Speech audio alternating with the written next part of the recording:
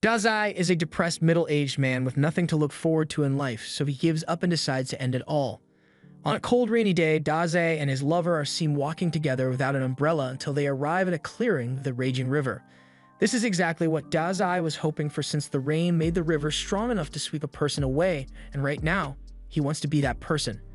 He and Saken came here today because they are sick of this world and plan isekai themselves by drowning in the River Kun together.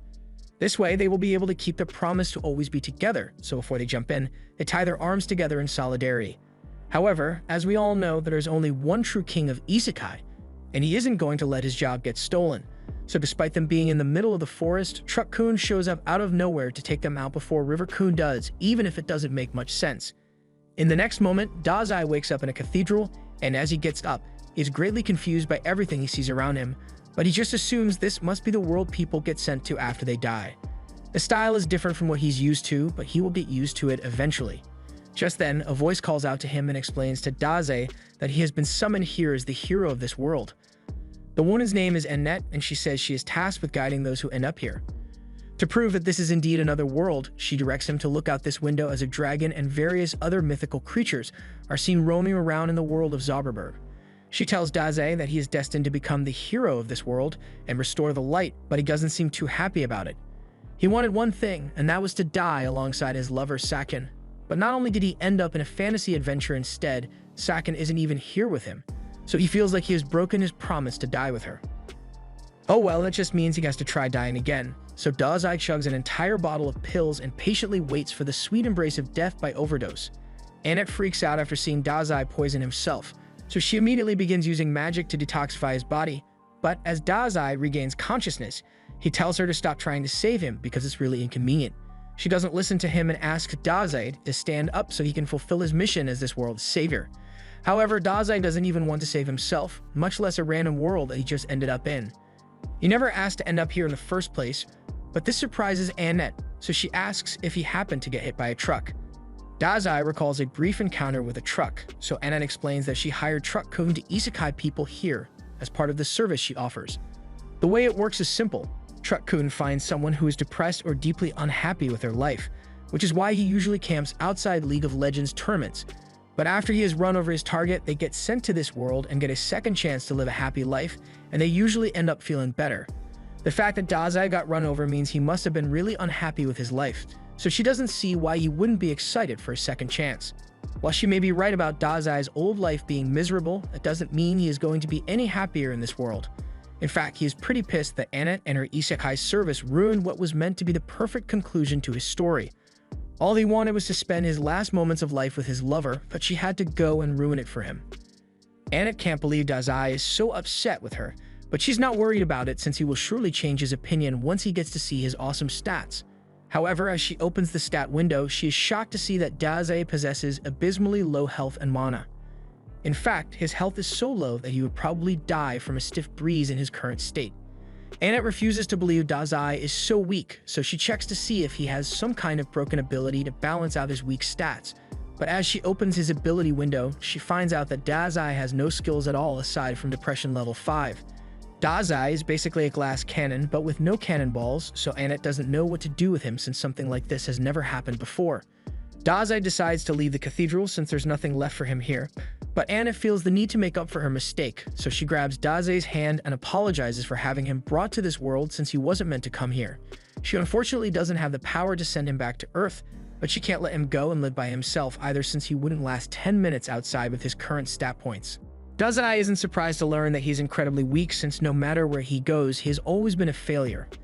Annette apologizes once more for her mistake and pleads with Dazai to stay in the cathedral for the time being since it's not safe for him to go outside. With his current stats, he would just end up getting snatched by a dragon or something, so she thinks it's in his best interest to wait before he does anything dangerous. Dazai thanks her for worrying about him, but he says her concern isn't needed since he is just looking for a place to die. Hearing him say this leads Annette to think that he may actually be different from all the others. When she first took this job, she was genuinely excited to guide the summoned heroes on their journeys, but since most of them were depressed League players, they were so annoying to be around that she ended up hating her job. Her tasks can basically devolve into ego-stroking the heroes to get them to accept the mission, but it's different with Dazai. As he is about to walk out, Annette drops her staff and chases after Dazai, pleading with him to at least pick a profession before he leaves, but Daze turns to her and says there's no need for that since he is a natural-born writer, and that's all he will ever be. With that, he closes the door behind himself and says goodbye to Annette. And once Dazai is gone, Annette falls to the floor and begins thinking about how Dazai is the exact kind of person she has been waiting for. Meanwhile, Dazai has made it to some plains outside and is trying to get directions from a sign, but he doesn't understand a single word on it, so he just goes back to popping pills. Just then, he hears a voice saying he has just spotted a landmark, so 5 points of experience have been awarded. He may just be high off the pills, but he could swear that sound just came from his head, and it really hurts since he suffers from migraines, so he tries to get it to stop. However, celebration music goes off in his head as he has now gone up to level 2, and the resulting migraines make him want to die even more. Just then, he hears a girl screaming for help nearby, so he turns around and sees the girl getting assaulted by a death tree. She notices Daze and asks him to help her since she'll be killed by the tree if she doesn't escape soon, and the tree seems to be wrapping her in its branches more and more by the second. Daze just stands there as the tree fondles the girl, and he seems to be enjoying the show. So much so that he asks her if she's okay about him writing a novel about this later, but the girl doesn't care about any novels and just wants Daze to rescue her already. To his credit, Daze gives it his best shot, but he can't reach her at all, so he just gives up. So the tree grabs him by the neck and hangs him up next to the girl. There's nothing he can do about it now, so Daze just introduces himself to the girl while he's hanging and says they are probably not going to last much longer. The girl blames Daze for their predicament since he couldn't do anything to stop the death tree. And now that they have been captured, the death tree is going to use its suction ability to suck out all the nutrition from their bodies, so in the next few minutes they're guaranteed to be dead. Daze says he's happy to hear that, but this freaks the girl out because what kind of lunatic would want to die by getting himself sucked dry? As Daze starts feeling weak, he looks like he's about to bust before suddenly slumping over. The girl starts to panic thinking Daze has actually died, but moments later, the branch that was strangling Daze begins to wither away, and the death tree ends up being destroyed because of it. The girl and Daze are freed as the tree disintegrates, but Daze is disappointed that he failed to die again. Thanks to his inadvertent victory, Daze levels up again, and the girl is left confused and amazed because she believes Daze intentionally made the death tree die by absorbing the poison in his body, but she also finds it weird that Daze would poison himself to begin with. She thanks Daze for saving her, while also apologizing for calling him useless earlier, but he doesn't think he did anything special. All he managed to do was fail to die, and he isn't happy about it in the slightest. The girl doesn't understand why Daze is depressed, but he saved her life, so she sincerely wants to thank him. She suddenly has an idea and invites Daze to come over to her house so she can express her gratitude properly, and Daze sees no issue with this. So as the girl extends her hand and asks what she should call him, he says she can call him Sensei. However, as he grabs her hand, he is reminded of Sakshan, and that gets him to wonder if she might have ended up in this world as well, and if that's the case, then he might be able to find and reunite with his love. He has finally found a reason to stay alive in this world, so he will make sure he finds Sakshan no matter where he is in the world, and when he does, they'll finally be able to die together. His motives may be questionable, but at least he's not actively trying to die anymore.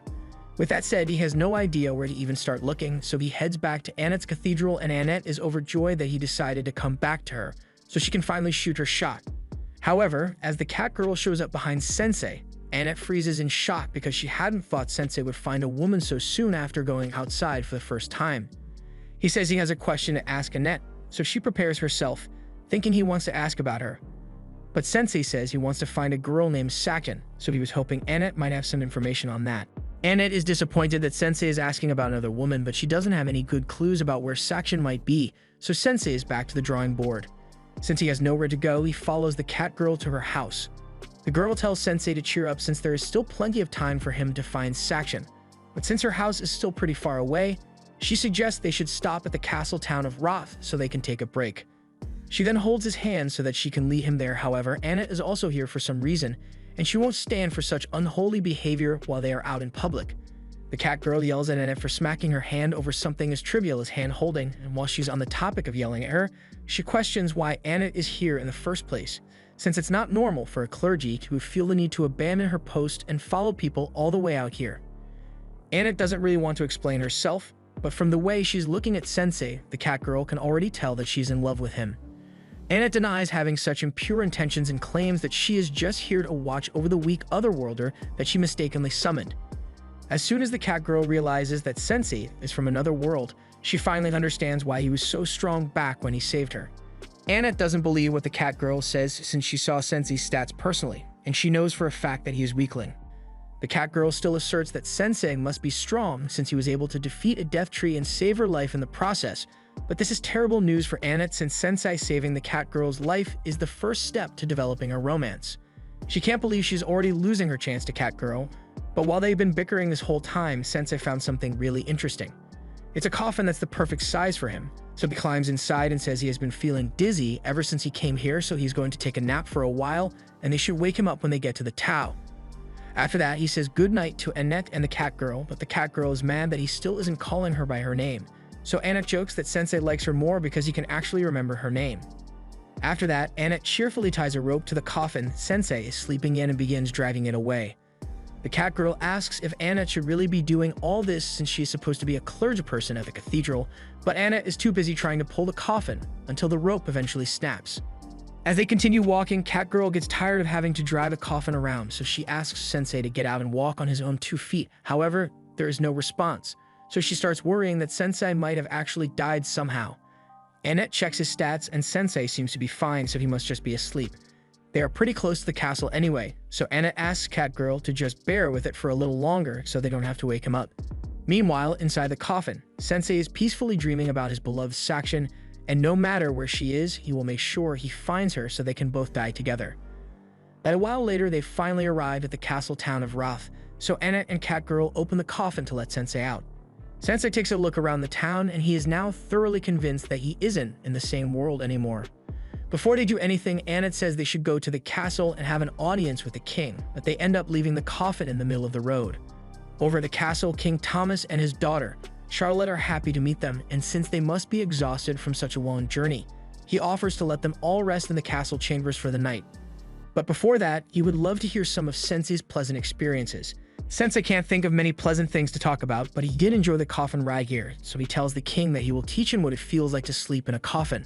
Out of context, that clearly sounded like a threat, but Annette quickly changes the subject and compliments Charlotte on how beautiful she is. The king mentions that Charlotte is actually getting married soon, so he asks them for a little advice regarding Charlotte's suitors. Thomas calls for the men to be brought in, so we are introduced to the warrior, Gomes, and the wandering minstrel of love, Otto. Recently, due to the influence of the wrath of the demon lord, the activity of monsters has greatly increased recently. However, Thomas has grown too old to deal with the problem himself, so he decides that one of these two shall become Charlotte's husband and the next king of Roth. However, Charlotte doesn't seem to be on board with the idea since she hasn't chosen a husband yet. That's why he's leaving the choice up to a bunch of strangers he met 10 minutes ago.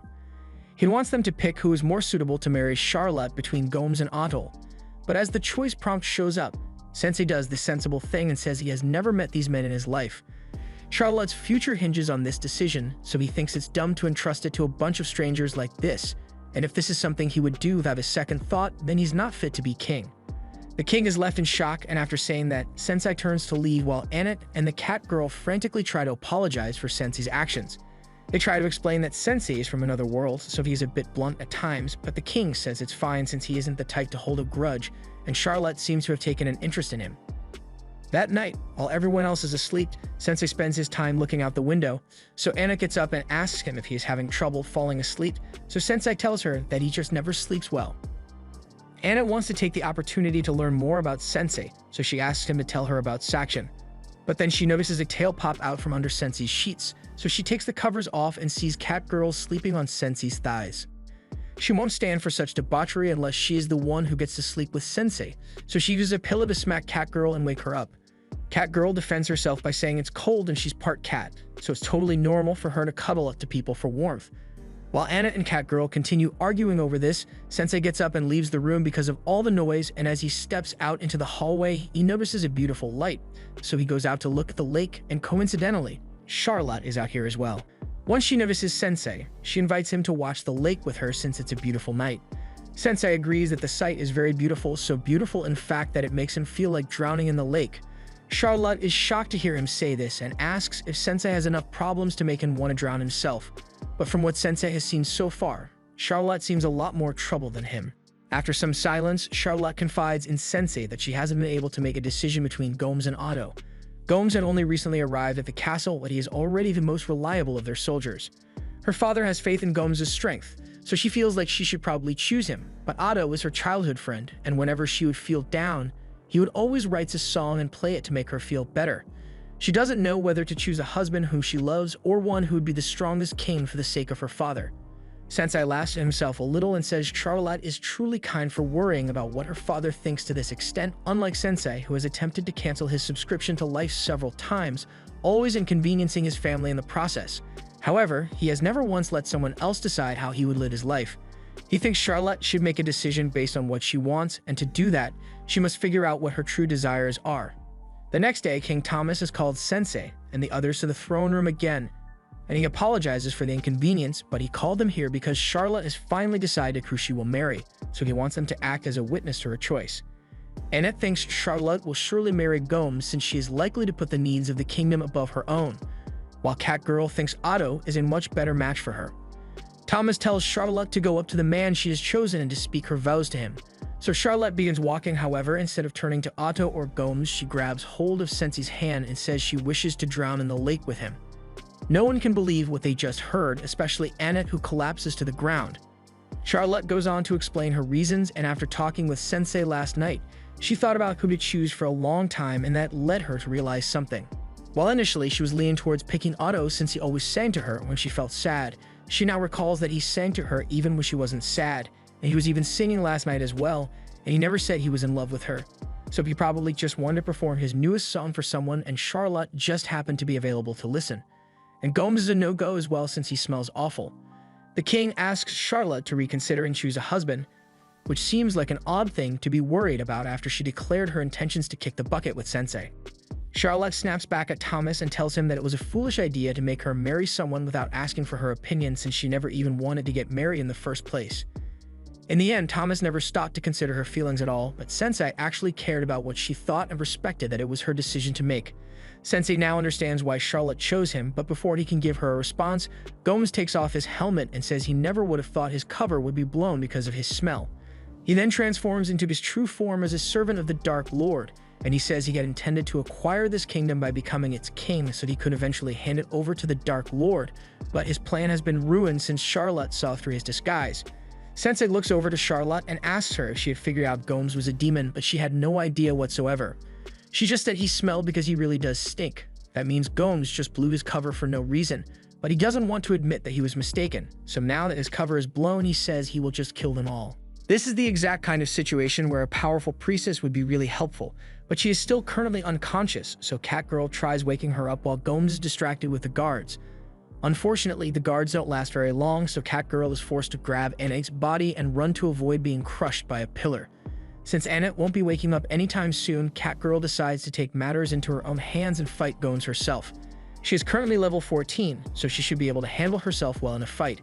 Since she'll be fighting, Otto offers to play her a song since he is level 89 and normally a buff would be applied to her. But it turns out that Otto is just playing his newest song and it has no effects attached to it, other than it being a certified hood classic according to Sensei. Catgirl has no other choice but to begin attacking on her own. So as Gomes charges at her, Catgirl ducks underneath and kicks him across the face. She then follows it up with a cat punch, but it didn't really do much damage to Gomes, so he's able to send Catgirl flying. He then says he will put everything he has into his next attack and tear Catgirl to shreds. But before he does that, Sensei gets his attention and asks Gomes to please eliminate him and Charlotte first. Gomes doesn't think Sensei is serious at first, but Sensei reiterates that now that Charlotte is broken free from her idiotic father's control, her first wish is to end it all alongside Sensei, and Sensei is always up for a good chance to kick the bucket, so he asks Gomes to grant him this favor. Gomes agrees to kill him, but he says that after he does that, he will go on to kill the king.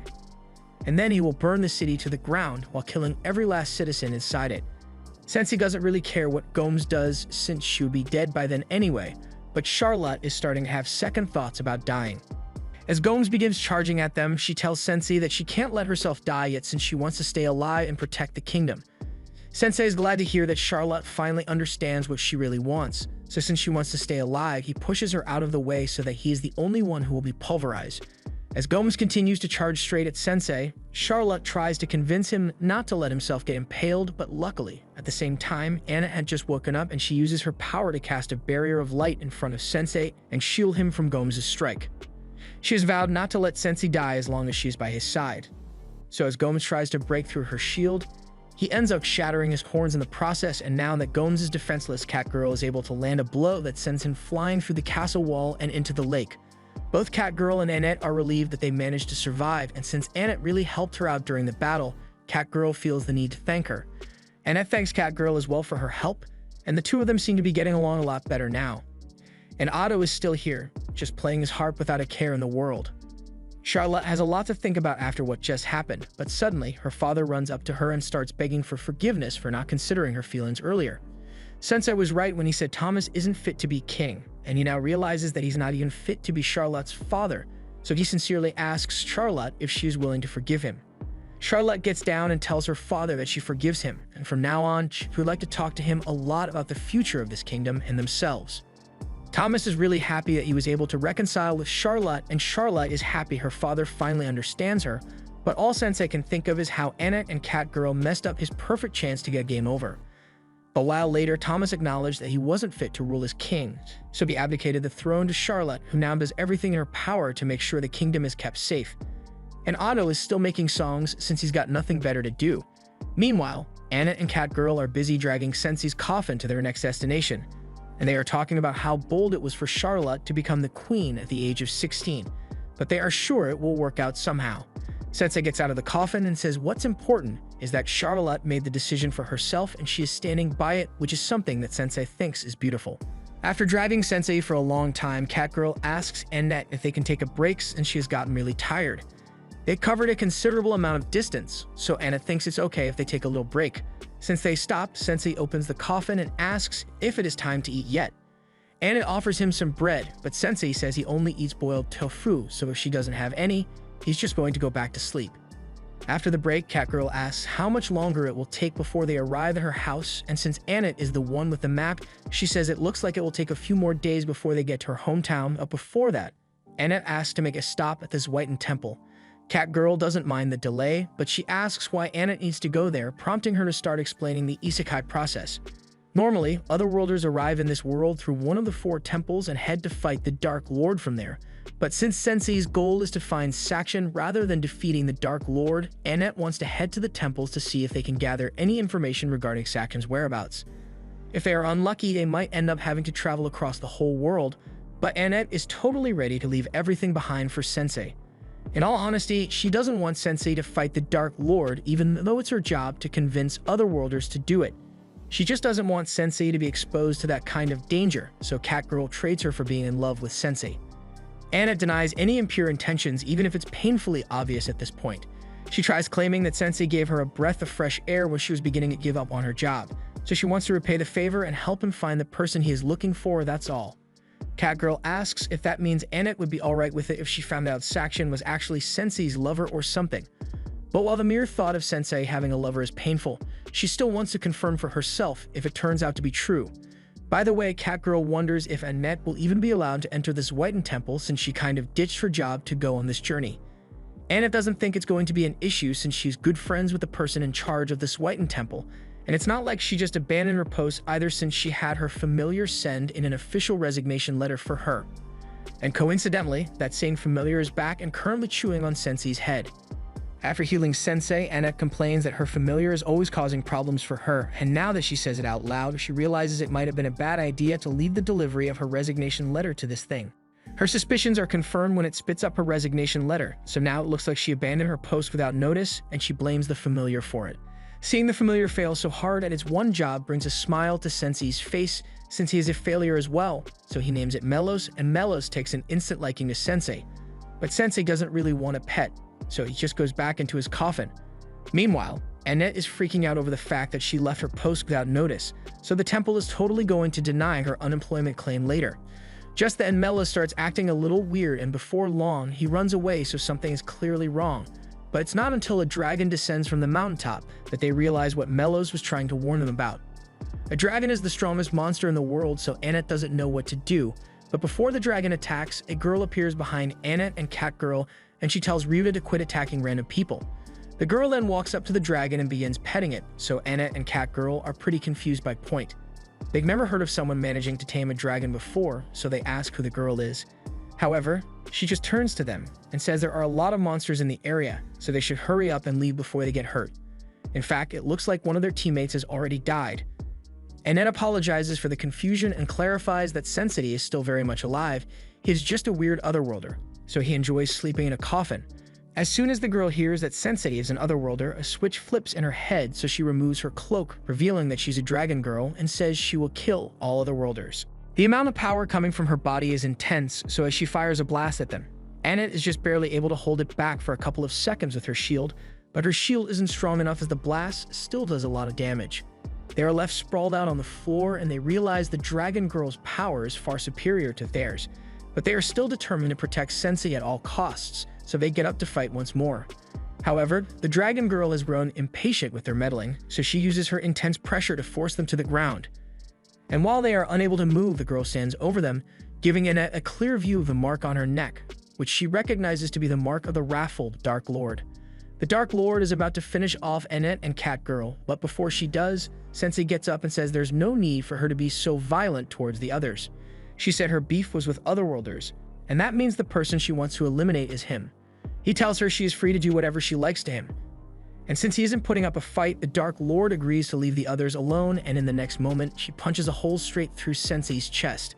As Sensei falls to the ground, the Dark Lord declares that her name is Waldelia, and she tells Sensei to rest in peace. But as she is leaving, Sensei gets back up and begins to laugh at the fact that Waldelia actually stabbed him. He can tell that she is harboring hatred within her heart since he once felt the same and wanted to stab someone. He even went as far as to write a threatening letter at the time, so he knows what it feels like to be consumed by hatred. Waldelia is starting to get freaked out at this point, but Sensei keeps getting closer and touches her cheek, hitting her with that dying man Riz. He says he would love to hear her story, but Waldelia isn't going to fall for his charms so easily, so she calls for Ryuka to get her out of here before she gets rizzed up. After she is gone, Sensei collapses once more since he still has a hole in his chest, but Melis is still around, so he finally makes himself useful and drags all of them to the temple, and upon seeing the poor condition Annette is in, she rushes to check on her. But Annette asks her to take care of Sensei first because he is in much worse condition. Isha sees it's really bad, so she calls for every healing potion and available priest to help Sensei recover.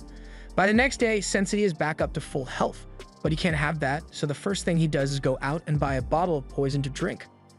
While he does that, Annette thanks Isha for all her help and says she'll make sure to repay the favor someday. For now, Annette asks if Isha has come across an otherworlder named Sakshan by any chance, but she has never heard of her, so Isha assumes she must have been summoned to another temple. More importantly, Isha asks Annette why she is traveling with an otherworlder all of a sudden. She was shocked when she heard that Annette ditched her job, but she was also kind of relieved since she knew Annette was too kind-hearted to be exposed to this kind of job. However, she can't support Annette's decision to travel with an otherworlder since she should know from first-hand experience that they are all pretty much scumbags. They are given divine gifts to defeat the Dark Lord, yet all of them call their gifts overpowered skills and use them for dumb things like starting a failing rap career. This goofball is called Kotaro, and he was unfortunately given the power to destroy the world's economy by mass-producing gold coins. He offers to buy the girls whatever they want in return for some fun time, but Aisha throws his gold back in his face and tells him to leave because she is having a serious conversation over here. Kotaro was annoying, but he helped prove Aisha's point that otherworlders aren't good people. Anna tries to explain that Sensei isn't like the rest of the otherworlders, but Aisha doesn't believe it since Sensei's face says he's a destructive person. She warns Annette that being around Sensei will ruin her, but Annette doesn't think Sensei is a bad influence since she is sure she has changed for the better ever since she met Sensei. But her argument about Sensei being a good influence doesn't sound very convincing when he comes over to her asking for money to buy drugs. And she happily gives him as much money as he needs too, so Isha thinks Annette might be too far gone already. If Annette is already this attached to Sensei, Isha at least wants to know what kind of gift he has. But she is surprised when Annette tells her Sensei doesn't have a gift. And despite not having a gift, he still put himself in harm's way to protect her and Catgirl from the Dark Lord, but this statement shocks Isha even more as the Dark Lord was reportedly killed 7 days ago by some otherworlders. We then see the bloodstained throne of the former Dark Lord, and the otherworlder who killed the Dark Lord sitting on it. And from a distance, Waldelia looks on, swearing to avenge her father's death. A while later, Annette meets with Catgirl and informs her of the news that the Dark Lord was already slain 7 days ago. Isha received the news from the church yesterday, and it's a wonderful thing since it means peace had finally come to Zauberberg. But if it's true that the Dark Lord is dead, then who was the one who tried to kill him earlier? Anna doesn't know the answer to that question. And now that Catgirl thinks about it, didn't Sensei also show up 7 days ago? If the Dark Lord had already been defeated by then why was Sensei still summoned to this world? Just then, Sensei tears up his papers and collapses to the floor, so Catgirl asks what's wrong with him now. He explains that he has been trying to write about the events that have occurred since he arrived in this world, but he is struggling to find the words. Annette asks if he wrote anything about her, but Sensei says he didn't write about her at all. If anything, he got a surge of creativity after meeting Waldelia, so he would like to experience something similar to spark his creativity, but Catgirl says she's not going to do anything dangerous with him. Annette suggests they all go out into town to relax, and considering her future with Sensei, there are a few things Annette would like to buy for him. Upon entering town, Annette buys a huge set of heavy armor for Sensei to make sure he doesn't die, and Sensei doesn't really mind it since the tight feeling reminds him of his coffin. With Sensei's safety ensured, Annette and Catgirl head off to do some more shopping, so she asks Sensei not to go anywhere while they are gone. A while later, Aisha is walking through town when she sees a couple kids gathered around the suit of armor, and she's shocked to find Sensei snugly sitting inside. Ignoring the question of why he's in such huge armor, Aisha says there's something she wanted to talk to Sensei about. She says that from now on, Annette is going to be staying with her since she believes staying with Sensei will ultimately make her unhappy. She tells Sensei to dissolve his party with Annette immediately, but Sensei just grins and tells her that Annette is the only one who can decide whether she wants to stay with him or not, so it's not up to Aisha to decide for her. Besides, how can Aisha be so sure that Sensei will make Annette unhappy when she knows nothing about him? But the fact that he's an Otherworlder is all the proof she needs to know that Annette would be better off without him. Just then, Aisha hears an unsettling sound, and as she goes to investigate, she finds Kotaro introducing another Otherworlder, Suzuki, to the people. Suzuki tells the crowd that the Dark Lord has finally been defeated, so they all begin to cheer for the Otherworlders who gave them their freedom from the Dark Lord. Suzuki corrects the crowd since he wouldn't exactly call this being freed, it's more like they are under new management. He declares that from now on, this world will be ruled by the Otherworlders and Suzuki will be taking over this town. So he demands that all the people kneel to him. Just then, Kotaro spots Annette and tells that she's one of the elves who smacked coins in his face, so Suzuki gets up and yells at her for daring to harm an Otherworlder, and he's going to make sure she never does something like that again. After placing his hand on Annette's head, Suzuki activates his skill, and within moments, Annette's eyes go dark as she falls under his control. Something is clearly wrong, so once Catgirl realizes that Suzuki has done something to Annette, she grabs Kotaro by the jacket and demands to know what happened to her. Kotaro snickers and tells her that there's nothing she can do now that Suzuki's skill has been activated because it turns anyone he pets into his mindless slave. Catgirl is enraged, so she threatens to beat Kotaro up until he gets Suzuki to turn Annette back to normal. But before she could do that, Suzuki had already put his hand on top of her head and used his ability to turn her into an obedient slave as well. Things have gotten out of hand, so Aisha finally comes out and confronts Suzuki for misusing his ability when she taught him to only use it for good. But Suzuki couldn't care less about Aisha's disapproval because he's the one with all the power here. And since Aisha and the townspeople are so insistent on opposing him, he decides to just destroy the town completely to set an example and rebuild it as a place where no one will dare to stand up to him again. He then turns to leave, but before he does, he turns to Aisha and tells her he will be taking over her church and using it as his castle from now on. The attack dogs proceed to destroy the town under Suzuki's orders, including Catgirl, who is currently attacking the suit of armor Sensei was stuffed into earlier. Sensei isn't alarmed in the slightest by Catgirl's rabid behavior, and in fact, he finds it amusing that Annette was actually right about him needing armor in case of emergencies like this. Eventually, Catgirl's punches deal enough damage to shatter the plating of the armor, but in the process, she causes the helmet to go flying straight into her face, which knocks her out instantly. Sensei is now free from the armor, and since Catgirl is unconscious on the ground, he does the only thing he can think to do and stuffs her in a barrel so she doesn't hurt anyone. After he does this, Aisha comes crashing into the building beside him, and for once she's actually relieved to see Sensei's face, but she still stands firm on her earlier statements as Suzuki is a prime example of what Otherworlders are like. Not only did Suzuki use his gift for his own selfish desires, but his greed has also led him to become a danger to society. The power from his gift must have gone straight to his head, since he wasn't like this when he first arrived in this world. Initially, he was a shy and weak-willed man, but now he has turned into a monster. Hearing Aisha describe Suzuki's descent into evil gives Sensei the spark of inspiration he has been looking for, so he asks Aisha where Suzuki is right now, and he is informed that Suzuki should be in the church right now, so he asks Aisha to watch Catgirl while he goes to see Suzuki. Isha tells him to wait since it's crazy for Sensei to go after a hero and doesn't have a gift, but Sensei still insists on going since he believes Suzuki's story will be an interesting topic to write about, so Isha relents and says she will go with him to ensure his safety. As they arrive at the church doors, Sensei is excited, but Isha can't understand how Sensei is so calm in a situation like this. He has already seen what Suzuki's gift is capable of doing, so he should know that he stands no chance of winning in an honest fight. If Sensei opens the door without a plan, she tells him he will be torn apart by Suzuki's beasts, but as she says this, Sensei pulls a bottle of poison out from his sleeve. Isha is impressed since she believes that Sensei must be planning to use poison to take out the beasts, but to her shock, he just shoves the entire thing in one gulp. Since they can't use the poison anymore, Isha gets down on all fours and tells Sensei that they are going to have to use the back door now. But once again, Sensei doesn't listen to her and walks straight through the front door. Sensei greets Suzuki and tells him that he is interested in writing a novel about his story, so Suzuki thinks Sensei is a fan of his, wishing to document his heroic deeds. But the reality is quite the contrary, as Sensei says that the story he wishes to write is about a loser who was given more power than he deserved and ultimately turned into a scumbag.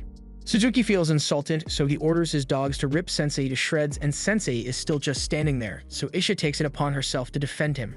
She casts a spell that fires lasers into the dog's head, but eventually she gets overwhelmed, so Suzuki orders his remaining beasts to shoot fireballs at Sensei. Since Aisha isn't able to protect him, it looks like Sensei is in real danger here. But at the last second, the fireballs get deflected by a floating helmet and go flying back at Suzuki. It turns out that Mellows was the one making the helmet float, and the fireballs were reflected because the armor is capable of deflecting low-level spells. Kotaro is starting to freak out since it's clear that Sensei is blessed by the gods of plot armor, but Suzuki tells him to calm down since he still has one more trick up his sleeve, which is sure to bring Sensei down. He orders his great wolf to attack Sensei, but as the wolf bites into him, it suddenly begins to decay and falls to the ground. Isha can't believe Sensei drinking that bottle of poison actually saved them, and by now, Kotaro is 100% sure that Suzuki can't beat Sensei's plot armor, so he takes off running. Suzuki has to admit that Sensei is more formidable than he had first thought, but he still has one more card to play, so he orders Annette to come out and kill them. Annette has no control over her actions, so she charges at Isha with a dagger and nearly stabs her, so Isha is forced to back away. And since she doesn't want to fight Annette, she thinks it's best if they retreat for now. However, Sensei doesn't think that is going to be necessary since Annette should be strong enough to resist the mind control on her own. Suzuki calls him a fool since his mind control is impossible to dispel once it has been activated, so Annette is doomed to be his slave for the rest of her life. Yet, Sensei still believes Annette is strong enough to overcome it on her own, so he walks right up to her knife and tells Annette that she doesn't have to listen to what Suzuki tells her to do. He seems to be getting through to her since Annette starts holding herself back from stabbing Sensei, and Suzuki doesn't like it one bit, so he uses all of his power to try to force her to stab him, but through sheer force of will and a flashback, Annette is able to overcome the brainwashing by stabbing herself in the leg. The pain snaps her out of it, so she ends up falling into Sensei's arms. And now that Annette is back to her usual self, Sensei asks Isha to treat her leg wound, and Aisha is starting to realize that she may have misjudged Sensei as a person. Meanwhile, now that Suzuki knows his ability isn't all-powerful, he realizes that he's going to be held accountable for all of his war crimes, and he can't bear the thought of the punishment he will have to endure at the hands of the people he has oppressed. So he looks around for the knife and attempts to use it to off himself. But at the last second, Sensei stops him from stabbing his throat, but not really because he cares about Suzuki's life, he just hasn't finished writing his story yet. He wants Suzuki to tell him all about his life, so since he has nothing left to lose, Suzuki starts telling him all about his life back on Earth. He was a high school student who got bullied relentlessly by the bigger kids. He was timid and weak, so he could never truly stand up for himself. He even had thoughts of flipping off the roof so he wouldn't have to deal with the bullies anymore, but ultimately, he was too much of a coward to go through with it. On his way home that day, a drunk old man bumped into him and then proceeded to yell as if it were Suzuki's fault, so Suzuki was obviously angry, but he still didn't have the will to stand up for himself. Overall, he was a miserable person, which made him a prime target for Truck-kun. And before he knew it, he was transported to this world and greeted by Aisha as a hero chosen to defeat the Demon Lord. From there, he was left a level up on his own and had to fight the wolves before ultimately making them his faithful servants. And once he had command over strong allies, he was finally able to defeat powerful monsters. He believed things were finally getting better for him, but as he walked through town, he realized that despite his newfound power, people here still treated him like an outcast just like people on Earth. And eventually, the thought that he may end up getting bullied here made him reach his breaking point. He had suffered endless torment on Earth and suddenly found himself being proclaimed a hero, but he had no reason to want to save this new world or be its hero. Although even when he tried to play the part of a villain, he couldn't even do that. Sensei is pleased with the story Suzuki just told because it allowed him to finish his novel. It's about a pitiful man who could neither become a hero nor a villain due to his own weakness. He is an outcast no matter what world he goes to, so Sensei decides to call the novel Isekai Shikaku. And as he names it, pages from the novel begin floating around Suzuki. Sensei thanks Suzuki for his story since it allowed him to write something he was satisfied. But he still cannot call this a masterpiece, so takes a page from the novel and rips it apart. As he does this, a magic circle appears beneath Suzuki, and both Isha and Annette recognize it to be the summoning circle they use to bring heroes to this world. But this one is acting in reverse, so in a flash of light, Suzuki is unsummoned and sent back to Earth. Annette checks Sensei's status screen, and to her surprise, it now says he has a gift when it clearly wasn't there before. Isha realizes that it must be some kind of special skill that only activates against Otherworlders, which can only mean Sensei was brought to this world to fight Otherworlders. After he's done, Sensei collapses to the ground, and he's disappointed that he couldn't create a masterpiece like he wanted, and it looks like he is oblivious to the power his writing possesses as he starts wondering what happened to Suzuki. With Suzuki having been reverse isekai'd, all the monsters under his control stop being aggressive and begin leaving the town. And Catgirl finally gets herself out of the barrel, although she can't figure out why she was in there to begin with. After things go back to normal, Isha thinks Sensei deserves a reward for saving the town from Suzuki, so at his request, she has a custom coffin made for him. Annette thanks Isha for all the help she has offered, but before she goes, Isha says there is something important she would like to discuss with Annette. She tells Annette that it is very likely that Sensei is an incredibly important hero to this world, and that means traveling with him is bound to be insanely dangerous. But after seeing the willpower Annette possesses, Isha believes Annette can handle any challenges that come her way, so she asks her to support Sensei to the best of her ability. After that, the group is ready to continue their journey, so Catgirl and Annette both grab the ropes to begin hailing Sensei's coffin. But before they go, Isha says she has a question for Sensei. It's true that Suzuki turned out to be a rotten hero, but considering the fact that he was nice before he was given his powers and exposed to this world, she can't help but feel like he only turned out that way because he was summoned. And now that he has been sent back to Earth, he may be doomed to continue his miserable life. However, Sensei sees it differently, since while Suzuki's story as a hero of this world is over, his story on Earth is still in progress, and it's up to him to change things for the better. After Sensei and the others had left, Isha went to the headquarters of the church to report the recent events. As she arrives, she notices a colleague of hers, Wolf, sitting and drinking all his sorrows away. She is appalled that he would be drinking so early in the day, but he says he has to because his job is a lot more stressful than hers. While Isha gets to deal with other people like her, Wolf is forced to deal with dwarves, and dwarves smell absolutely terrible. However, before he can continue insulting dwarves, Elton comes in and tells Wolf that it's not right for him to be saying such racist things while at work, especially since he's a bishop. Wolf half-heartedly apologizes, but he also kind of insults Elton for being a goblin bishop when most bishops are elves. Goblin doesn't take much offense to this and points out that Wolf is acting worse than the dwarves he claims to hate so much. This sets Wolf off, so he dares Goblin to try dealing with the dwarves all day and see whether he still isn't racist after that. All of a sudden, they are both interrupted as Cardinal Miller arrives and tells them to stop bickering and take their seats so they can get this meeting started. Once the meeting begins, Miller apologizes for summoning all of them here on such short notice. He would like to begin the meeting by having each region, but it looks like there's someone missing. However, before he can start talking, another bishop arrives and stumbles onto the floor in front of them. None of them have any idea who this girl is, so Miller introduces her as the new bishop of the Western Temple who is taking over after Annette ditched her job. They all get seated and Miller asks for the bishops to begin their reports, starting with Aria. She introduces herself as Annette's replacement and reports that nothing noteworthy has happened in her region. The cardinal mentions that he heard Princess Charlotte inherited the throne recently, and that seems noteworthy, so Aria apologizes for forgetting to mention that. While Aria is begging to not be fired, the goblin bishop Elton interrupts her and begins his own report. He states that his region has experienced nothing but peace recently, so he doesn't have much to report. Wolf goes up next and gives his report on his territory. It's located way out in the middle of nowhere, but it's doing all right. There is the occasional conflict between dwarves every now and then, but it's normal, so there's no reason to be worried about it. Next up is Isha, and while all the others didn't have much to report, she has terrible news to give. Recently, an Otherworlder went on a rampage within her region and destroyed half of the town of Vale. She is currently working on having the town restored to normal, but on the topic of Otherworlders, Miller actually called this meeting because of the Otherworlders. As he informed them all a week ago, the wrathful Dark Lord was defeated by a group of Otherworlders.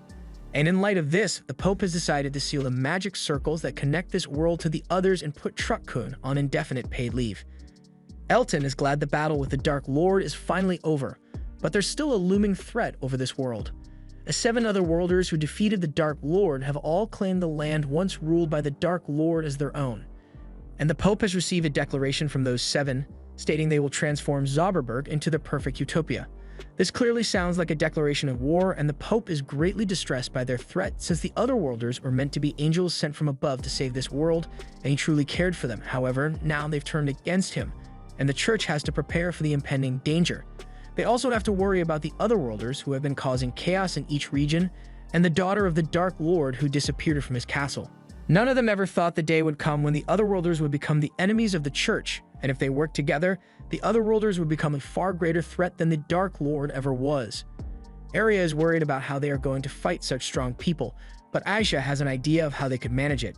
She informs the others that there is a particular Otherworlder who is able to use his gift to send another Otherworlder back to his own world. The others are shocked to hear this, but if Isha's hypothesis is correct, then they will be able to send the Otherworlders back to their own worlds with Sensei's gift. Just then, the Pope arrives to the shock of everyone there, and he is delighted to hear such good news. He asks Isha to fill him in on the details of this man. Meanwhile, within the Dark Lord's territory, 2 of the 7 Otherworlders who had taken down the Dark Lord remain in the castle, while the other 5 have set out for various different regions to claim them for their new empire, and the 2 left behind are eager to see what's about to happen to this world. Back with Sensei and the others, they finally managed to make it to their destination, and Catgirl is excited to finally get to sleep in a bed again. But all of a sudden, she gets a notification from her system that due to all her coffin pulling, her level has risen to level 17. Leveling up is nice, she doesn't seem pleased by the way it happened. For now, Annette thinks they should start by looking for an inn to spend the night at, and out of nowhere, a voice tells them that there is a good inn down the road. Annette looks up and spots a little boy sitting on a signpost, and he offers to give her some information that will help her navigate this town since she's new here. The boy tells her that there's a hero dispatch service in this town, and essentially, Otherworlders accompany parties who lack confidence in their skills on missions, ensuring their safety and making the mission as smooth as possible. The boy says he came up with the idea himself, but as soon as he mentioned Otherworlders, Catgirl gets flashbacks to what Kotaro and Suzuki did, so she wants nothing to do with it. The boy doesn't understand why she dislikes Otherworlders so much since they are the ones who saved this world. But that aside, he says if they are interested, he can introduce them to an Otherworlder right away. For a small fee, of course, he asks for 40,000 Jinko to do the introduction, but Catgirl tells him they don't want to since she doesn't want to waste that much money. However, Annette is more than happy to waste that much money if it means she can get a strong hero to keep Sensei safe. The boy thinks she is talking about guarding the coffin, so he begins giving a speech about how the dead guy would probably appreciate having his body guarded. However, Sensei pops out of the coffin and tells the boy that he's not dead yet, but he wishes he was. The boy is scared out of his mind, but Catgirl tells him that despite how he looks, Sensei is also a hero. However, the boy doesn't believe her. He quickly snatches the money from Annette and tells them that he will bring the hero to their inn later tonight. Even though Catgirl wasn't on board with the idea at first, she does admit that it would be nice to have a strong hero join their party since it would mean she doesn't have to drive the coffin anymore. But Annette actually enjoys pulling the coffin though. Later that night, they are all waiting at the inn for Nura to arrive like he said he would, but Sensei tells Annette that the boy isn't going to be coming here anytime soon. To put it simply, she's been scammed. Hearing this, the innkeeper asks Annette if she happens to be waiting for a kid named Namir, and upon confirming this, the one informs them that Nura is notorious around here for being a young scam artist. He has never even met a hero before, so there's no way he could introduce Annette to a hero like he claimed he would. Annette is devastated that she just lost 40,000, so Catgirl tries to get her to calm down. Sensei wants to know a bit more about Nur, so the innkeeper explains that Nur is an orphan who just showed up in town one day, and since then, he's been making a living by scamming unsuspecting travelers who come to the town. He's a nuisance to the town, but sometimes, the innkeeper can't help but feel sorry for him since he has no parental figures to correct him, and he is all on his own. At the same time, Mir is sitting under a bridge and staring at an old sword he has, but moments later he gets snatched up by some unknown kidnappers. They take him to an abandoned shed where they take a look at all the money Nur has swindled throughout his time as a scammer. Nur asks them what they plan to do with him, and the 3 guys have got some evil intentions in their eyes. So Nur starts trying to bluff his way out of the situation by claiming his hero friend will get revenge on them if they try to harm him. However, the guys aren't worried since they know for sure that Nur has never met a hero, and as a matter of fact, they happen to be heroes themselves. One of them has a gift that allows him to summon a powerful crossbow, and since Nur has been so carelessly using the name of the heroes to scam people, the Otherworlder is going to punish him with an arrow to the head. Nur can't believe the heroes he looked up to are actually scumbags, but he comes to terms with it and awaits his death. However, at the last second, Sensei shows up and pushes the bowman's hand, redirecting the arrow into the knee of the metal man. Sensei tells them that they have no right to call themselves heroes when they act like this. His words are promptly ignored as the one with glowing eyes uses his skill to analyze Sensei, and to his shock, he discovers that Sensei is an Otherworlder as well. This puts them all on edge since they don't know what kind of power Sensei might have, but upon closer inspection, the appraiser realizes that Sensei only has 1 point of HP left, and he is currently poisoned for some reason. This gets the bowman to calm down since he now thinks he can easily beat Sensei. But the second Sensei hears the bowman say he is going to end him, his interest goes through the roof, and he starts walking straight towards them. The appraiser starts freaking out since Sensei's health stats are suddenly increasing at a rapid rate, and Sensei begins daring the bowman to shoot him right in the heart. So the bowman thinks this is some kind of trap for Sensei's abilities and runs away with his friends.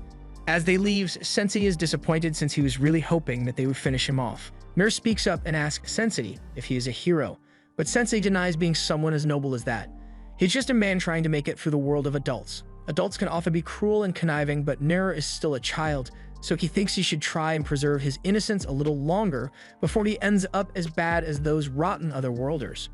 Sensei then begins to leave, and Nur feels inspired by his speech, but his inspiration soon turns to panic as Sensei walks out of sight. And Nur realizes that Sensei forgot to untie him, so he's going to be stuck here all night.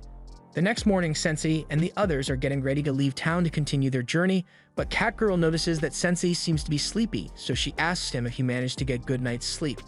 Now that Anna thinks about it, she recalls that Sensei snuck off somewhere last night without telling them where he was going.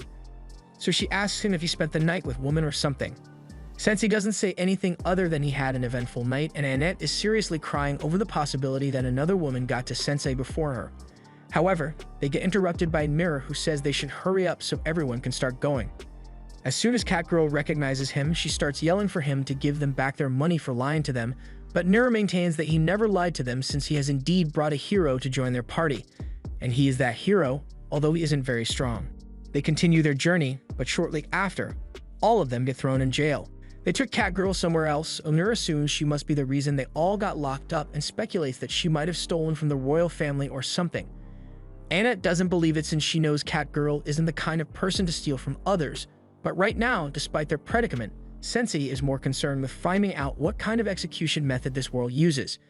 Annette refuses to tell him since she doesn't want to give him any ideas, but Sensei already has a bunch of execution images in his head. In any case, Nur thinks they should at least try to escape by themselves, even if it is without Catgirl for now, but Annette doesn't know how they are going to do that. However, before she even realizes it, Nur has already picked the lock on the cell and earned them their freedom. It's not a skill an honorable warrior would have, but it's hard to argue with results. However, Sensei is a little upset that Nur managed to get them free since now they aren't going to be executed, but moments later, the guards notice them try and get out of the cell. So they are all locked up again, and Sensei is quite pleased since this means they might get executed again. They are brought before the king of the Kingdom of Grun, and he says they have committed a very severe crime against the kingdom, so they are going to be executed. Sensei is happy to hear this, but Annette pleads for them to reconsider since they only got here recently and haven't committed any crimes since they got here. But on the contrary, the king says they have committed the worst crime of all. He says they kidnapped the princess of this kingdom, Matilda, so there will be no leniency with their punishment. Just then, Catgirl walks in to put a stop to this whole execution thing, and the others are shocked to discover that she is Princess Matilda. She tells her father that her friends didn't kidnap her, she just went on a journey across the lands so that she could improve her combat ability, and she happened to meet them along the way, so they'd done nothing wrong. Even though the king now knows that Sensei and the others are innocent, he still refuses to release them and instead decides to use the lives of Matilda's friends as blackmail to get her to behave. He says he will only let them live if Matilda agrees to never do anything foolish like running away again. He just wants her to be a good princess and listen to what he says from now on. Matilda doesn't want to agree to that, but since it's the only way to save the others, she eventually caves in and swears that she will act in a manner befitting a princess. As much as she hates this, she has no choice but to turn her back on her friendship with them. and since she agreed to the king's demands, they are allowed to go free. That night, the three of them gather at a bar, and Mir is happy that they weren't executed after all, and he barely knows Matilda to begin with, so he isn't upset about her being forced to leave the party. Meanwhile, Sensei is really upset, but more so because he really wanted to get executed. Even though Mir doesn't really care, he still finds it really surprising that Catgirl turned out to be the princess of a nation, and Annette is borderline mortified because being rude to royalty is punishable by death, and she's been rude to Catgirl countless times, and for that matter, it was already really rude that they've been calling her Catgirl this entire time without asking for her name. While Anna is agonizing over her past actions, the waitress overhears her mention Matilda's name, so she asks if they happen to know Princess Matilda by any chance. Annette confirms this, so the waitress introduces herself as Fawn and says she used to work as Matilda's maid. Mir explains that they traveled together with Matilda up until yesterday, but then the king dragged her back to the castle and forbade her from going on any more adventures. It's unfortunate, but it can't be helped since she's royalty, however. Fawn's expression after hearing what happened to Matilda leads Sensei to believe that there is more to the story than it would seem, so he asks Fawn if she could tell him all about what happened between Matilda and her father. Annette thinks it might be rude to pry into the personal life of Matilda now that they know that she is royalty, but none of that matters to Sensei because to him, Matilda will always just be the same old Catgirl he knows. Meanwhile, Matilda is in the castle, recalling how funny Annette and Mira looked when they realized that she's a princess, but Sensei still acted the same way he always does. She wonders what the others are up to right now, but as she is looking out the window, she notices a figure standing on the building nearby, and in the next few moments, that figure causes mass destruction to the castle.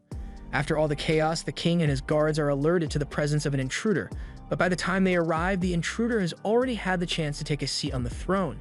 And he begins talking about how disappointed he is with the kingdom of Grun, but he hasn't gotten the chance to taste a demi-human girl yet, so he thought he would swing by. The king demands for the intruder to identify himself, so he announces that his name is Cadbara, and he is one of the 7 otherworlders who defeated the Dark Lord, although he is more commonly known as the Fallen Angel of Gluttony now. The king asks Cadbara what he is doing here, but it's obvious by now that Cadbara has come to consume the entire nation. While they know Cadbara has powers, the soldiers of the kingdom are still willing to risk their lives to protect the kingdom. However, as they charge forward, Cadbara summons his gluttonous mouth and chomps down on them. He is disgusted by the taste of the demi-human men, and that's because he is very particular about what he eats. He says he only wants to eat the soft flesh of a demi-human girl, but the king is obviously never going to let that happen, so he decides that he will face Cadbara himself. Cadbara is amused that the king thinks he can stop him, so he pulls out his mouth and uses it to launch spit bullets at Siberian. Siberian blocks the attack with a piece of rubble on the floor and then closes the distance to attack Cadbara with a lightning fist. At first it looks like it is working, but it turns out that Cadbara was just pretending to be in pain. That lightning fist would have killed any normal person, but Cadbara's body is just really tough since he ate a bunch of golems the other day. Seeing that his regular punches aren't going to be effective, Siberian decides to go all out and use his most powerful move to take Cadbara down. Cadbara is intrigued to see what the king can do, so he charges forward as well, but before they can clash, Matilda butts in and interrupts the fight. As soon Cadbara spots Matilda, he is dead set on tasting her succulent flesh. Matilda recognizes him as the person that was standing on the roof before the castle got attacked, so she tears her dress and says she will help Siberian fight him. However, Siberian refuses her help and tells her that she can't replace her brother, no matter how hard she tries. Meanwhile, Sensei and the others are hearing the story of Matilda's brother from Fawn. Her brother was named Leon, and he was set to inherit the throne of Grun. The future of the kingdom looked bright with the valiant Leon as the next king and the kind-hearted Matilda beside him, but one day, tragedy struck as Leon and Matilda's mother, La Palma, both got caught in a serious cave-in, and as a result, they lost their lives. Siberian was in great pain over the loss of his wife and son, and so was Matilda, so she decided that she would take over the responsibilities of her brother in order to put her father at ease. But contrary to what Matilda desired, her attempts to replace her brother only created a rift between her and Siberian. Now in the present, Siberian is trying to convince her to run away instead of fighting, but Matilda feels like she needs to prove that she is a capable fighter, so she leaps into the air to attack Cadbara. Unfortunately, she is the exact kind of demi-human that Cadbara wants to eat, so as she is approaching him, he summons the mouth and attempts to swallow her whole, but at the last second, she is pushed out of the way by Siberian, although he loses an arm in the process. Cadbara was hoping to see what Siberian's ultimate technique could do, but I guess he won't be able to use it anymore since Cadbara ate his arm. Matilda is enraged, so she charges at Kaibara again, but that didn't work out so well the last time she tried it, so Siberian's advisor knocks Matilda out and runs away with her so she doesn't get killed. Kaibara is disappointed that his mule just ran away from him, but he says it's fine since we'll catch up to her eventually, so for now he will finish off Siberian. After hearing the story of Matilda's past from Fawn, Sensei thanks her for the wonderful story since it was quite inspiring. But all of a sudden, Siberian's advisor comes flying out of the sky and lands right in front of them. Fawn recognizes Briard and he is glad to see her again, but he tells everyone that he had to make a hasty escape from the castle because it has been taken over by an evil otherworlder. Just then, an explosion occurs from the castle, and once everyone's attention has been garnered, Kaibara addresses them all and says that he is declaring himself as the new king of Grund since he has defeated Siberian. And as the new king, the only thing he desires is to get a taste of all the different varieties of demi-humans, but he only wants to eat women and children, so the men can keep going about their business like normal. The people are understandably enraged by Kaibara's declaration, so one man threatens to beat him up. However, in the next moment, Kaibara swallows the guy whole, and he tells the people that if they are not satisfied with him eating only women and children, he can eat the men too so everyone can be together in his stomach. The people now understand how dangerous Kaibara is, so they all try to flee the capital. However, it's of no use since Kaibara already went through the liberty of stationing various monsters at the gates, so no one is leaving here until he has gotten his fill of demi-human meat. Mira is shocked by how deranged Kaibara is, but Sensei is intrigued because he believes he has found his next story. Matilda was recently confined by her father, and now she is the princess of a falling nation, so by all means, her story is one of tragedy. But it's not over yet, so Sensei wants to see how she overcomes this challenge. Matilda eventually wakes up, and she is confused as to why she is in Fawn's house, but then she gets a glimpse of the chaos in the streets, and she is reminded of the Kaibara situation. She runs out the front door, and she is surprised to see Sensei and the others there.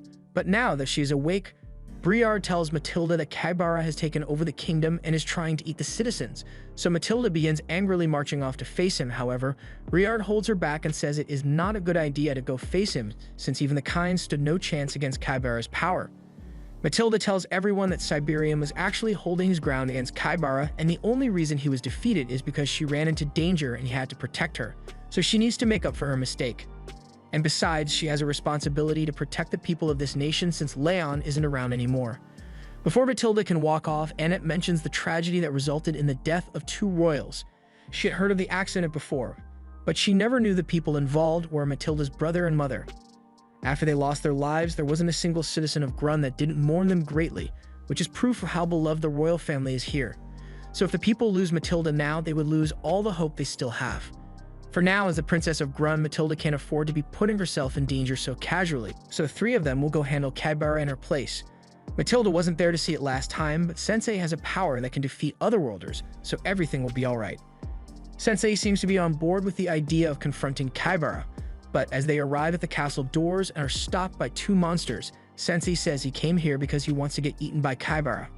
After all the time he spent thinking about different execution methods, it never occurred to him that being eaten might be an interesting way to meet his end, which is why he wants the monsters to inform Kaibara that someone is here to be eaten. The monsters are confused, so they lock the 3 of them up in a cell. In the meantime, Annette is crying her eyes out because she thinks they are really going to be eaten. But while Sensei is interested in the possibility of getting eaten, he didn't actually come here just to die. He already had a plan in mind for their escape, so he reminds Mir that these are the same castle prison cells that Mir helped them escape from this morning, so he can surely pick the lock again. At the same time, Matilda comes to the palace to confront Kaibara, and he's quite happy to see her here since it saves him a lot of trouble chasing after her. Although he is disappointed that she is going to fight him since he won't get to savor her flesh properly this way. Matilda vows to defeat Kaibara with her own hands, but he suddenly charges at her with Siberian's lightning fist technique and launches Matilda into a wall. She is shocked, but not just because of the lightning, rather because that move is one that only her father can use, so how did Kaibara pull it off? Kaibara explains that this is his unique skill, gluttony. It allows him to increase his stats by consuming flesh, and not only does he get different stat points depending on what kind of flesh he eats, he's also able to acquire the special skills that were held within that flesh, meaning he's going to beat her to a pulp using her father's technique and then eat what's left of her. Meanwhile, on the other side of the castle, Sensei and the others are walking through the halls after escaping their cells, and Annette is honestly surprised and impressed that Sensei actually had a plan back there and didn't just want to get eaten. But Sensei is really disappointed that he won't be eaten. They eventually arrive at a door, and this confuses Annette and Mir since they thought they were going to defeat Kaibara, but Sensei says this is exactly what he was looking for. They enter the room, but Annette is still wondering what Sensei could possibly need from the late queen's room. But then he starts searching through all the trunks and drawers until he eventually finds what he was after, a book and quill. While they were doing this, Matilda is still getting knocked around by Kaibara as he appears behind her and performs a tiger kick to launch her into the air. He then jumps up and elbows her into the ground while mocking her for her mediocre martial arts skills. The fight looks to be over, but Matilda has a flashback to a moment where she was hanging out with Leon while he trained. She asked him why he was working so hard to become a fighter, when she knows he hates fighting, and Leon admitted that he indeed wasn't much of a fighter. In fact, Matilda probably has more talent for fighting than he does, but that is why he needed to train harder than anyone else, so he could become strong enough to protect those he cares about. This motivates Matilda to stand up once more, and despite knowing that Kaibara is much stronger than her, she refuses to back down. Kaibara laughs in excitement because there's no better feeling for him than eating the flesh of someone with as much willpower as Matilda, so he is truly going to savor every bite of her once he sinks his teeth in. He can now say with certainty that all the fruitless days in his old life have been leading up to this moment. Back on Earth, Kaibara's life was absolutely dreadful. He was born into an insanely rich family and grew up in a mega mansion where everything he could ever want was given to him. However, he was never happy with what he had, so his life always felt empty, which is why one day he decided to spice things up with a little murder. However, he was stopped before he could go through with it, so his desires remain unfulfilled. He didn't even face any consequences for his actions since his parents paid the maid a lot of hush money to avoid a lawsuit. People kept calling him fortunate, but Kaibara could never understand why since he was always so miserable. To him, even a homeless person in the street looked more happy than him, and he couldn't stand that, so he stomped the homeless man to death. And clearly, Truck-kun didn't do a background search before deciding to isekai him because a moment later, Kaibara got run over and sent to this world. And now he eats whatever he wants, whenever he wants, and he wants to get a taste of Matilda's supreme flavor. He sends his giant mouth to swallow her whole, but before he can get a bite, Sensei runs in front of her and says Kaibara's story is really boring. Kaibara tries to just eat Sensei as well, but for some reason, his instincts are preventing him from going any closer with his mouth, so he is starting to wonder who Sensei might really be. He is then cornered by Mir and Annette, and Annette declares that Sensei has the ability to banish otherworlders back to their original world. But I don't know why she thought it was a good idea to say all this out loud. But as she tells Sensei to use his ability and write Kaibara's story, Sensei says, "No, I don't think I will." He has standards for the stories he writes, and Kaibara's story is basically a privileged child complaining about how easy his life was. Hearing Sensei call his life story trash makes Kaibara furious, so he decides that before he eats Matilda, he's going to kill every last one of them here. Matilda blames herself for everything they had gone wrong so far. If she hadn't gotten in her father's way while he was fighting, then he never would have lost his arm, and if she had stopped Annette and the others from coming here, then they wouldn't be in danger right now. She doesn't know what to do, so she looks to Sensei for guidance, and he offers her a story which he has dedicated to her. The story is written based on Matilda's sad past, so as she opens the book, pages begin flying into the air. Annette didn't know Sensei's ability could also work on non-otherworlders, but she doesn't have time to focus on that since Kaibara is still attacking her. Sensei tells Matilda that he has learned a lot about her from her tragic story. She is so kind that she suppresses her own feelings for the sake of others, but she is still a clumsy woman, so as a child, she ended up bound by her father's vision of an ideal princess. After her mother and brother died, she attempted to raise Siberian spirits by replacing her brother who had been the ideal prince, but this only created more distance between her and her father. And at some point, she even lost sight of her true self altogether, but her mother once told her that her life belongs to her alone, so she should live for herself. Siberian ultimately just wants Matilda to be happy, so Sensei tells her that she has a choice to make. She can either live as the ideal princess like Siberian wanted, or replace her brother as the ideal prince. However, neither of those paths are who she truly wants to be. She has been the happiest throughout the time she has spent with Sensei and Annette, so Sensei says it is up to her to write the rest of her story. Golden light begins to shine all around Matilda, and Siberian recognizes it as the sacred mark of the divine beast. This isn't the first time the mark has appeared, as when she was younger it showed up in her right hand, but while Leon was excited to tell Siberian about it since it means Matilda will become an incredibly strong fighter in the future, Matilda begged him not to tell their father about it because she knew Siberian didn't want her to have anything to do with martial arts. At the time, Siberian was nearby, so he heard the whole thing and saw as the mark faded from Matilda's hand because she didn't want to accept it for his sake. He now realizes that he was a fool to try and keep Matilda away from martial arts when she is so gifted at it. Kybera compliments Matilda for gaining some kind of power-up, but he has also finished digesting Siberian's hand, so he has completely mastered the lightning fist technique. Even flashbacks won't be enough to save her because it's not like she's in an anime with plot armor, so he will take pleasure in watching her despair as he eats her bit by bit. While Kybera is ranting, Sensei lights up a smoke and calmly says that hope may often be disappointing, but even when pushed to the brink of despair, people will still always find the last thread of hope to cling onto. Matilda charges forward and Kybera is still confident that he will overpower her, but then he gets discombobulated and headbutted into a concussion. He tries to counterattack, but Matilda has already charged up her finishing move, so even though he uses his rock-hard defenses, he is ultimately torn to shreds by the force of Matilda's attack. Kybera falls to the ground, and now that he has been defeated, the sacred mark on Matilda's hand begins to fade as she falls unconscious. Siberian catches her and Anik comes over so she can heal her. While Matilda is being healed, Sensei goes up to Siberian and returns the Queen's diary to him.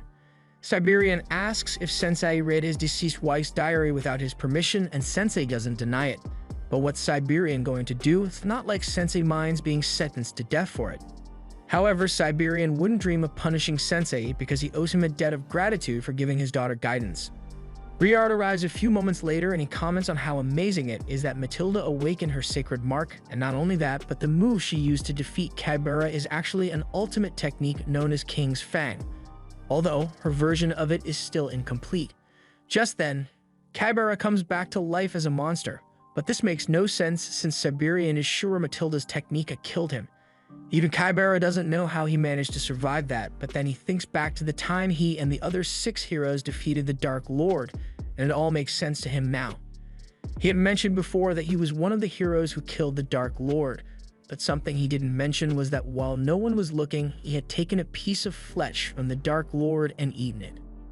At first he didn't know what kind of effect it would have on him, but now he can feel unimaginable power welling up inside him, so he has finally become the ultimate predator of this world.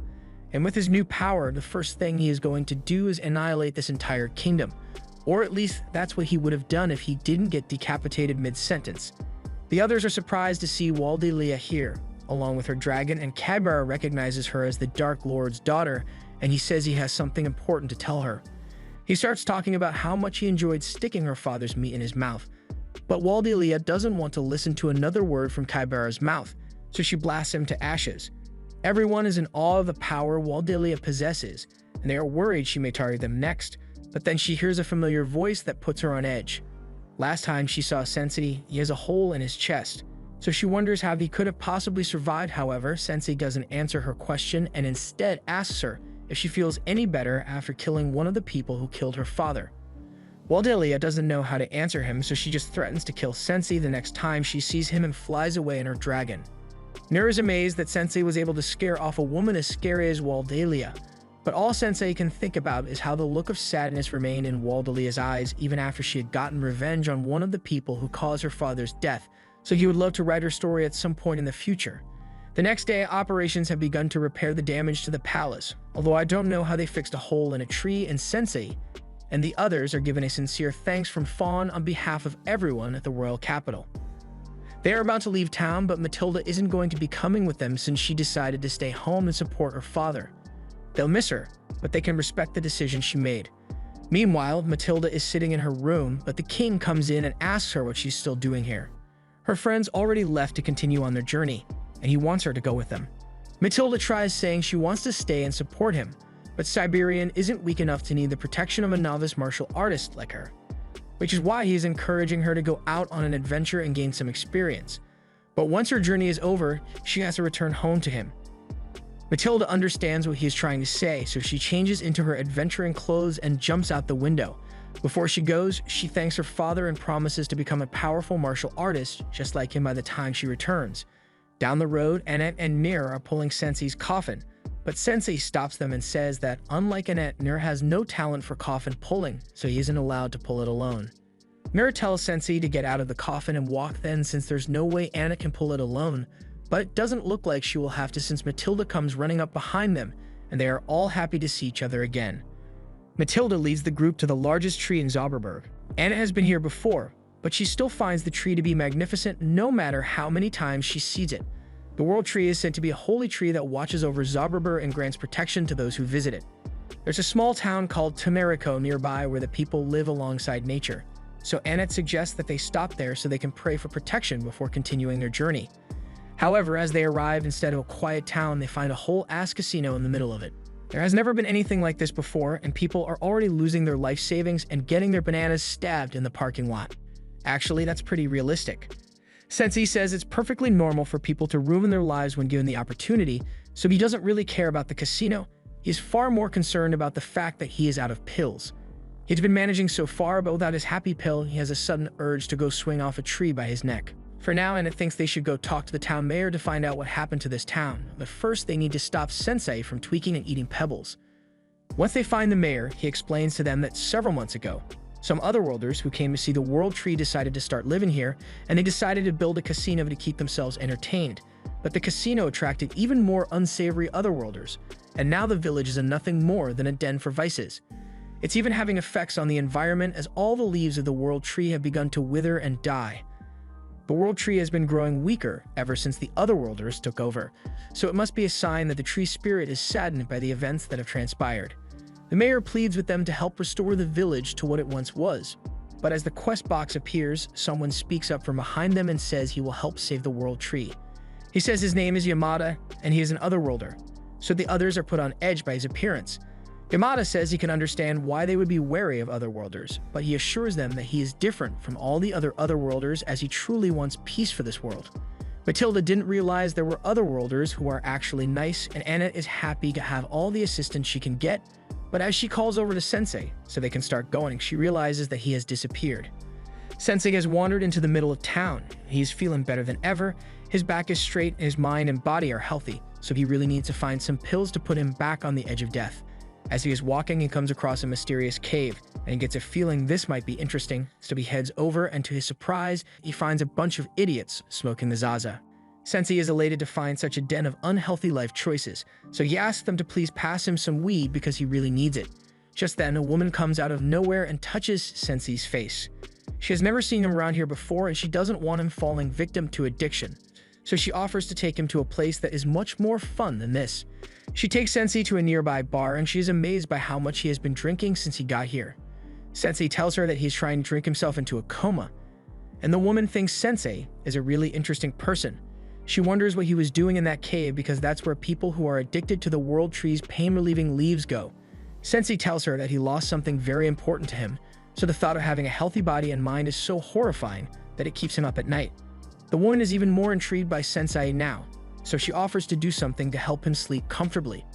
It's not what you're thinking. She says she is a dancer, so she offers to perform for Sensei to put his mind at ease. Sensei doesn't think a performance will make him feel better at all, but as the woman begins dancing, he looks like he's actually having fun. Meanwhile, Annette is crying her eyes out over the fact that she lost Sensei, but a few moments later, the door opens and Sensei is returned, although to Annette's horror, he is being carried by a strange woman. The mayor recognizes Eshi and asks her what she's doing here since she has been warned to stay away, but Eshi says she just wanted to drop Sensei off and immediately turns to leave after wishing Sensei a good night. Matilda asks who that woman was, so the mayor explains that her name is Esh, and she is known as the Witch of Tanariko. The name makes her sound really ominous, so the mayor goes on to explain that when the otherworlders began building their casino on the edge of town, there was nothing the villagers could do to stop it even though they wanted to. But Eshi was different. She took the opportunity and sided with the otherworlders so she could build a bar next to the casino. She was always a mysterious woman who lived on the edge of town, and no one knows anything about her background or origins, but they left her alone since she was pretty much harmless. However, now that she has sided with the otherworlders, she makes a fortune selling her wine and dancing for the otherworlders, so the townspeople now see her as a traitorous witch. Since Eshi sided with the evil otherworlders, Yamada believes she deserves to receive righteous punishment as well, and the mayor agrees with him. The next day, Sensei is heading back over to the casino part of town, and Annette tries to call him back because the attack on the otherworlders they had planned would soon be starting. However, Sensei never agreed to be a part of such a dangerous plan, so instead, he wants to spend his time at Eshi's bar because he finds it comforting. Anna tries to go after him, but Yamada stops her and says it's no use because Sensei has already been charmed by Eshi. However, he assures Annette that Sensei will come back to her, once they have destroyed the casino. Meanwhile, Sensei is having a nice drink with Eshi, and he thanks her for her show last night because it helped him get a good night's sleep for the first time in a long while. Eshi is glad to hear it, but she warns Sensei that he shouldn't hang around her too much because the people around here see her as a witch, but Sensei doesn't seem to mind because his life couldn't possibly get much worse. In that case, Eshi proposes a toast and hopes that the spirit of the World Tree grants protection to Sensei's terrible life, but Sensei has never heard of the spirit of the World Tree before. Eshi explains that there is a legend that when the spirit of the World Tree descends upon the world, the wishes of the weak and sick will be answered. She jokes that Sensei might be saved from the pain of his life if he believes hard enough, but to Sensei, Eshi is the one who looks like she wants to be saved. Eshi is shocked by Sensei's words, but before she can give a clear answer, the bar doors swing open, and the otherworlders in charge of the casino barge in. The boss orders Eshi to bring some drinks, so she gets up to serve them, and while she's doing that, one of the otherworlders threatens a bunch of adventurers who blew all their money on gambling and now owe the casino a ridiculous amount. The adventurers promise to pay the money back if they are given some time, but the otherworlder threatens them with his ability and says they have to get the money by the end of the day, even if they have to sell their kidneys to do it. The adventurers run out scared, so the otherworlder thinks they got the message, but he's still worried since the casino profits have been down lately. He suggests to his boss that it might be a good idea to move it somewhere else because all the suckers around here have already gone broke. However, the boss says there's no need to do something like that since he can just target the people from the village instead. Once he gets them addicted to the joys of a crippling gambling addiction and smoking till their lungs give out, they'll become repeat customers until they go broke or die of cancer. Either way, he doesn't care about the consequences. Eshi comes over with their drinks and reminds them that she made a deal with him and paid a lot of protection money just so he would leave the townspeople alone. However, business is slow and the casino boss doesn't care how many people he has to turn into drug addicts as long as he makes his profit. He orders his subordinate to go kidnap some of the village people and get them high on shrooms until they become repeat customers. Eshi tries to stop him, but she ends up getting thrown into a bar stool. Sensei approaches her and comforts Eshi, telling her that her actions are not that of a witch. She is much more similar to an angel, even if the townspeople don't recognize that. Just then, a huge crash is heard outside, so all the otherworlders run out to figure out what happened. But as they do, they see that the casino has been completely demolished. This is the work of Yamada, so as he sees the evil otherworlders, he prepares to exact his righteous justice upon them. The evil otherworlders are about to attack Yamada, but then Sensei walks up and says he hates flashy people like Yamada. Yamada tells Sensei to stay out of this since he doesn't have time to deal with someone who is charmed by the witch. Sensei actually does stay out of the matter, but it's not because Yamada told him to. Sensei has never once respected anyone who lectured him, and he's definitely not going to respect Yamada's sense of righteousness. Yamada decides to leave Sensei alone for now and deal with the evil otherworlders, so as they charge at him, he draws his sword and hits them with his justice slash, which blows them all away. The otherworlders realize Yamada actually has way more power than they thought, so the boss orders everyone to make a tactical retreat. Now that the otherworlders have been taken care of, Yamada has to deal with Eshi because the villagers think she's evil as well, so he asks her if she still sides with the evil otherworlders. She tells him she is just glad that the town was finally saved, and that's good enough for him, so he says she's free to do whatever she wants from now on. The people of the town approach Yamada and cheer for him as their savior, but as soon as they notice Eshi, their cheers become hate-filled threats directed at her. Yamada tries to defuse the situation and tells everyone that Eshi isn't evil, so there's no need to take action against her, yet the townspeople still decide to throw stones at her to drive her away. Yamada is shocked by how cruel and unreasonable the people here are as they continue to hurl abuse at Eshi. Sensei steps in and tells them all that they are worthless scum. How can they treat the person who has been protecting their town all this time like this? She has spent all of her time getting close to those otherworlders just so they wouldn't target the town, and if she hadn't done that, then the town would have been invaded long ago. If anyone is going to be considered the town's savior, then it should be Eshi, yet even knowing all this, ignorance prevails and the people still say they want to drive Eshi away. Eshi understands that she will never be accepted by the people of this village, so she tells Sensei he doesn't have to advocate for her because she is leaving. As she walks away, she apologizes for all the trouble she caused, and the village people celebrate their success in getting rid of her. Yamada can't believe what he's seeing, so he asks Sensei if he knew things would end up like this. Sensei tells him that the line between good and evil is arbitrary, yet some people live their lives convinced that they are always on the righteous side. He can't say for sure whether Yamada was right to save the village, but he knows for sure that this village willingly kicked out the one who fought hardest to protect it, and he wouldn't want to spend another second around them. Sensei walks out of town along with all the others, and as they leave, the village mayor approaches Yamada and says he has a request for him. He tells Yamada that the Otherworlders were selling the leaves of the World Tree as drugs and getting people addicted to it. Yamada is disgusted to hear of such a despicable act, but he is even more disgusted when he hears the village chief say he wants to start selling the leaf drugs as well. He saw the Otherworlders making a ton of money from it, and he wants a piece of that pie as well, so he asks that Yamada become the town's bodyguard and debt collector. Yamada falls to his knees upon realizing that he wasted his time trying to save people who turned out to be scumbags in the end. As Sensei is being dragged away by the others, they see something that they never thought was possible. The World Tree completely withers away, along with the village chief's plans to become a drug lord. Just then, a bright light appears before Sensei and he sees Eshi in her true form.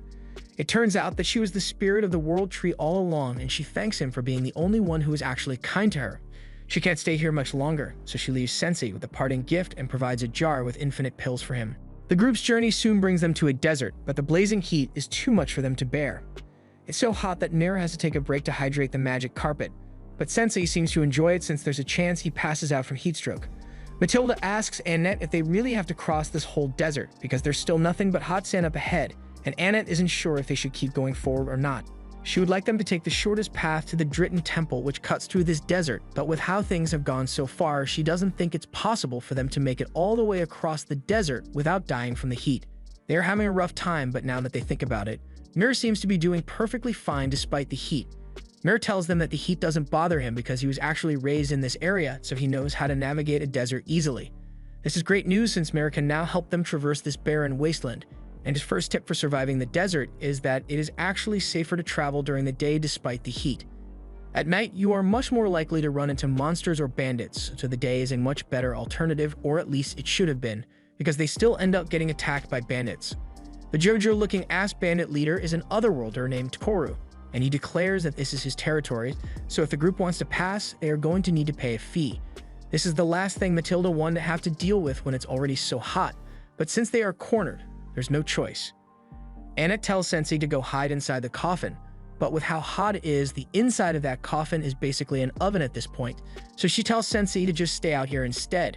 Matilda and Annette begin fighting the bandits together, and with all the adventures they've been in so far, they are way too powerful for the bandits to handle. However, it looks like Sensei passed out from heat stroke, so Toru decides to go after the defenseless target instead.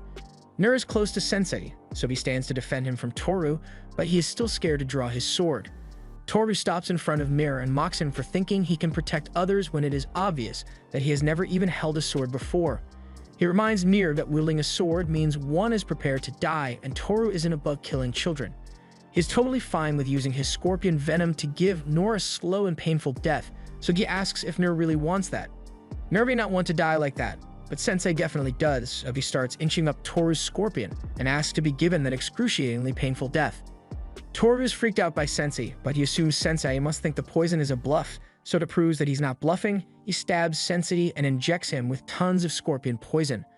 A normal person would have started writhing in pain immediately, but in Sensei's case, after the scorpion stabs him, the scorpion dies instead.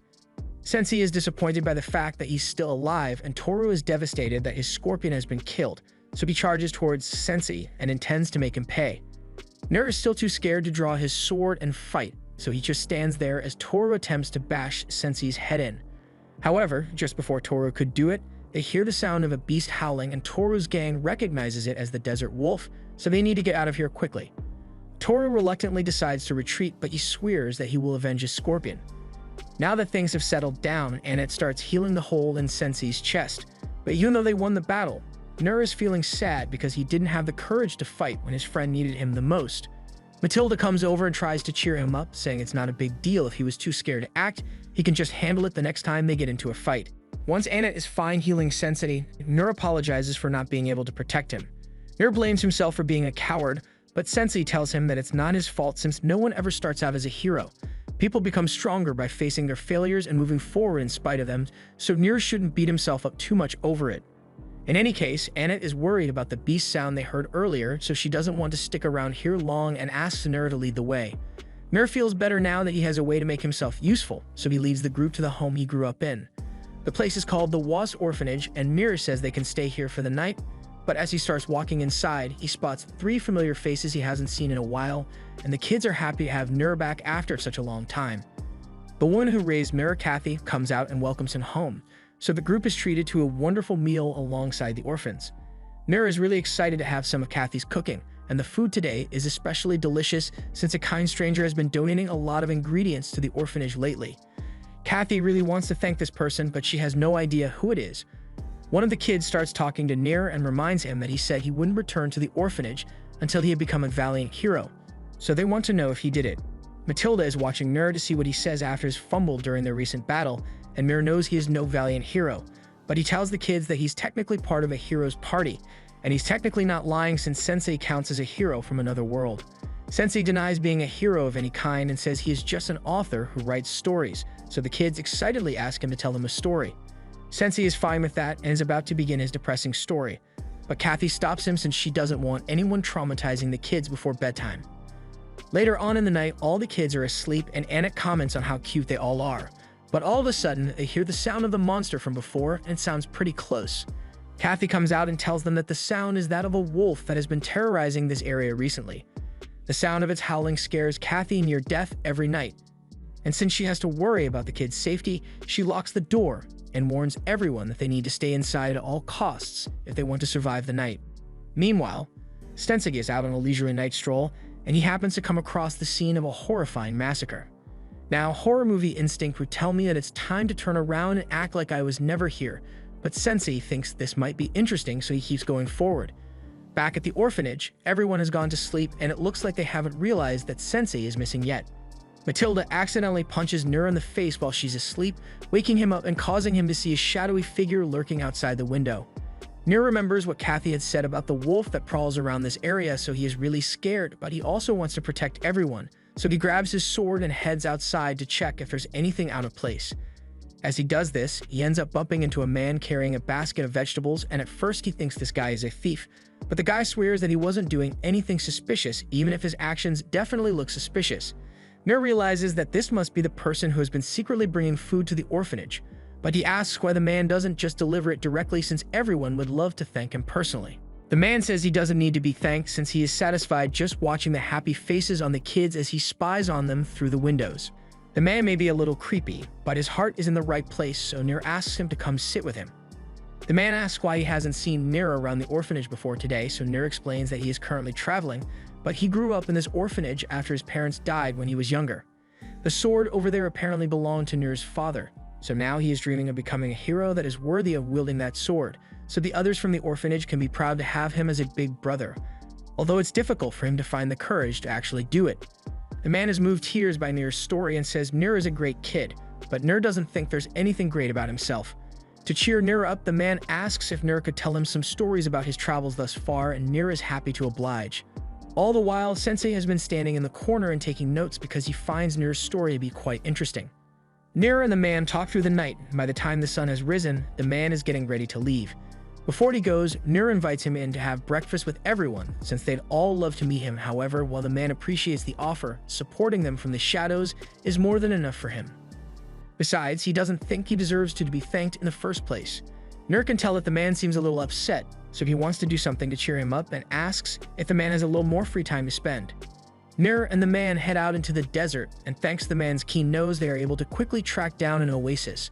From here, they start gathering all sorts of crops together for the orphanage. Meanwhile, back at the orphanage, Sensei has had enough of the kids, so he slinks back into his coffin so they can't bother him.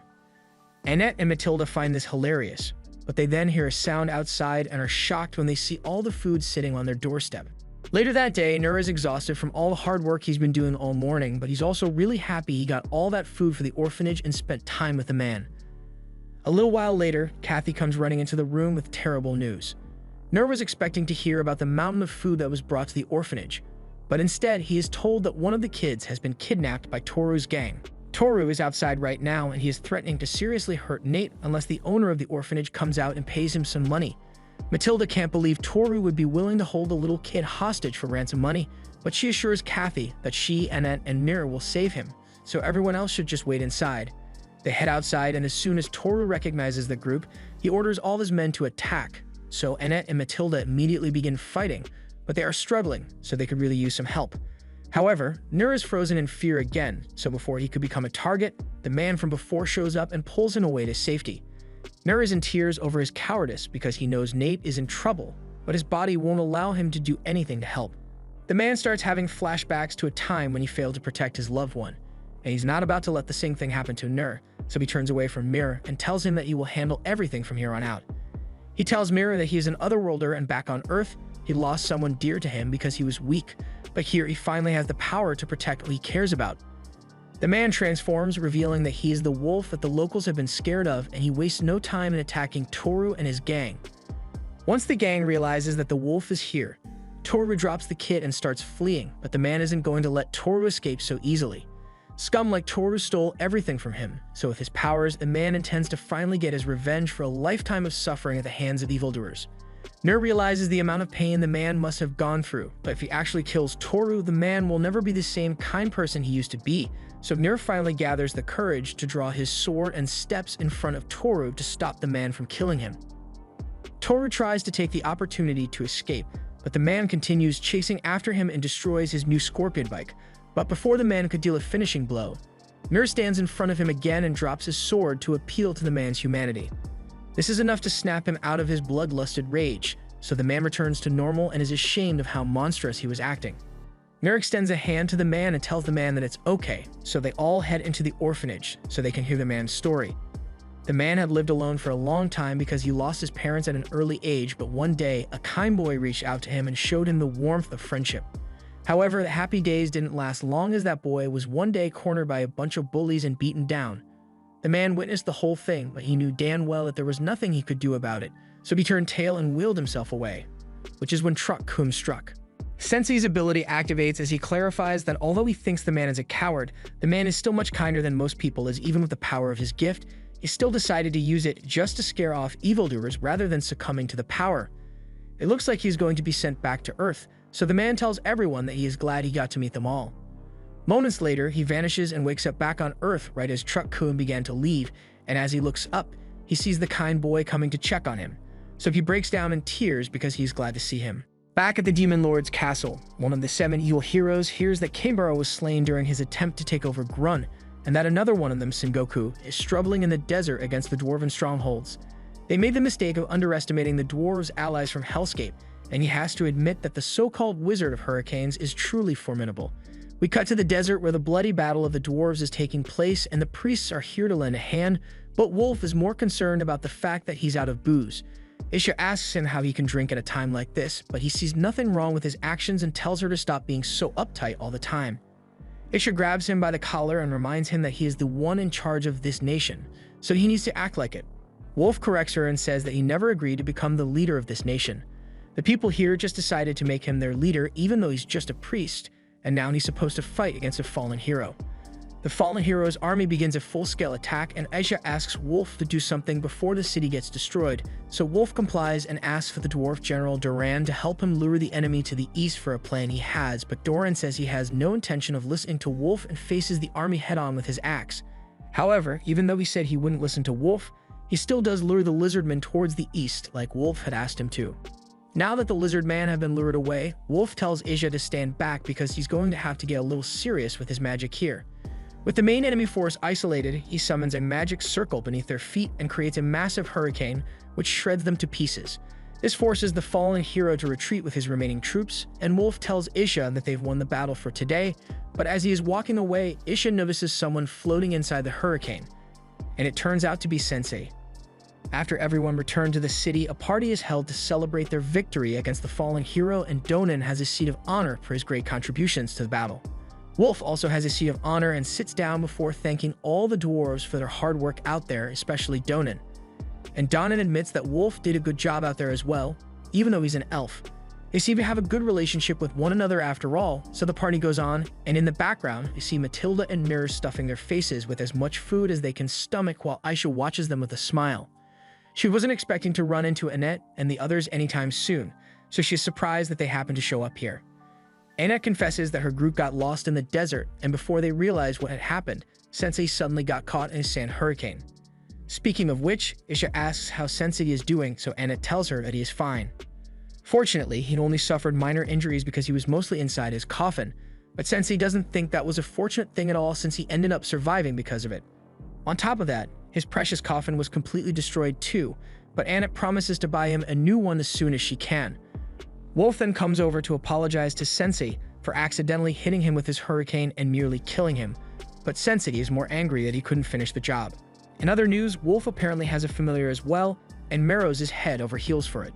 Wolf asks Sensei to forgive his mistake since they are currently at war. However, Sensei and the others had no idea that a war was even taking place, so Aisha offers to explain the situation to them. This nation is currently being attacked by one of the 7 fallen heroes, and as soon as Matilda hears about the fallen hero, she proudly exclaims that she was the one who defeated the fallen hero who attacked Grun. Wolf has a hard time believing that Matilda actually pulled something like that off, and that ticks her off because she believes her party is pretty strong and shouldn't be underestimated. She tells Wolf that Sensei has the ability to send otherworlders back to where they came from, but Wolf isn't surprised since he already heard about it from the church meeting.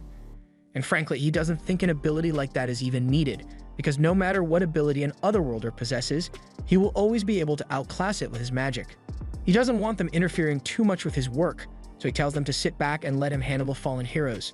As he walks away, Matilda asks if Wolf is really strong enough for him to get away with being such a jerk, but unfortunately, Isha tells her Wolf actually is that powerful. He is known as the Wizard of Storms, and he is without a doubt one of the strongest mages in the entire world, so even the fallen heroes would have a hard time defending against his powerful magic. Back at the Demon Castle, the Dark Knight returns, and the others are surprised since they never thought he would be forced to retreat. He tells them that it's not a problem since tomorrow he will personally fight in the battle, and this time there's no way he could possibly lose. That's all well and good, but the other guy was actually thinking it would be better if they let the women handle this battle since they are much better suited for it. And as we get a look at one's hand, we see a rope around her hand, similar to the one Sensei has, meaning this woman must be Saki. The other woman is busy making origami, so he asks her if she is ready to go, and she blankly stares back at him in agreement. Back at the dwarf village, Sensei is taking a walk with Meros, and Meros is really depressed over the fact that he got rejected. So Sensei gives him a little advice and tells Meros that he should get used to the feeling of anguish, because it's not going away anytime soon. Still, Sensei can understand the feeling of wanting to be with the one you love, so he offers to help Meros find his crush. They are also going to think of a name for her, so Sensei suggests that they call Meros a crush Femelos, and by chance, they happen to find Femelos with Wolf while he's being swarmed by a bunch of his fangirls. They all offer to take turns in bed with him, but Wolf turns them all down for today and walks away. Sensei remarks that Wolf seems to be really popular with the ladies, unlike Meros, but he encourages Meros not to give up on courting Femelos, because if he's persistent enough, eventually she will agree to go out with him. Sensei and Meros follow Wolf and Femelos until they arrive at an old house and Wolf knocks on the door. There's no answer, so Wolf accepts that the woman inside doesn't want to talk to him right now, so he just tells her that he has to continue with the war, but once everything is over, he will come back for her. Sensei is surprised to see that a popular guy like Wolf still struggles with his own love story, but he doesn't want to intrude any further, so he leaves with Meros soon after. The next day, Doran is informed that the enemy is attacking again, so it's time to go to war. Matilda gets up and says she will fight as well, but Doran tells her that there's no need since she and the others are guests here, so she should just let him handle it. Doran and Wolf head out to address the dwarf army, and they say that today is the day they finally end this war once and for all. The dwarves are all excited to head out and face the enemy forces, and things seem to be going really well at first, but all of a sudden, a dragon appears and blasts the entire area. This is the Jade Dragon that belonged to the Dark Lord, and now it's under the control of the Otherworlder, so Wolf feels bad for it. But a single dragon isn't going to make much of a difference to him. He has taken down tons of dragons in the past, and this one will be no different. However, as he is about to blast it, he locks eyes with a fallen hero who is riding it, and for some reason, he can't bring himself to cast his spell anymore. The girl gets off the dragon and greets Wolf as her former master, but before he can respond, she uses her power to capture him. Isha tries to help Wolf, but the girl uses her dark power to touch Aisha's hand, and for some reason, Isha feels a sudden surge of weakness and falls to the floor. The girl says she will be back to kill Isha later, but for now, she has business with Wolf, so she takes him and flies away on the dragon. Once Isha is able to get back to her feet, she yells down to Doran that they need to retreat immediately. After all the troops have retreated back to the castle, Isha tells them that Wolf was kidnapped, and Doran doesn't know what to do since Wolf was the backbone of their army, so without him, the troops are in disarray and the castle walls will soon be breached. While everyone is trying to think of a way out of this mess, Sensei points out to Melos that Femelos is currently brokenhearted over the loss of her master, and this is a prime opportunity for Melos to use this heartbreak to score affection points with her. So they set off to rescue Wolf. In order to gain an understanding of Wolf's past, Sensei and Melos head back to that old house they saw him go to before. Sensei hopes to find out a little more about Wolf's past, so he walks up to the house and knocks on the door, saying he wants to ask the woman a few questions about Wolf. After a few moments, the door creaks open and an old lady steps out, so Sensei realizes that the story here might be more interesting than he thought. Wolf wakes up bound in front of the Dritten Temple, and the girl, Yuriko, apparently has a lot of memories of this place since she practically grew up here. Upon realizing that there's an intruder, the guards of the temple rush out to stop Yuriko and rescue Wolf. However, with Yuriko's power, I doubt they will succeed. As Yuriko prepares to kill the guards, she thanks Wolf because it's all because of him that she was able to fully master her ability, so she wants him to stay out of her way so she doesn't have to kill him.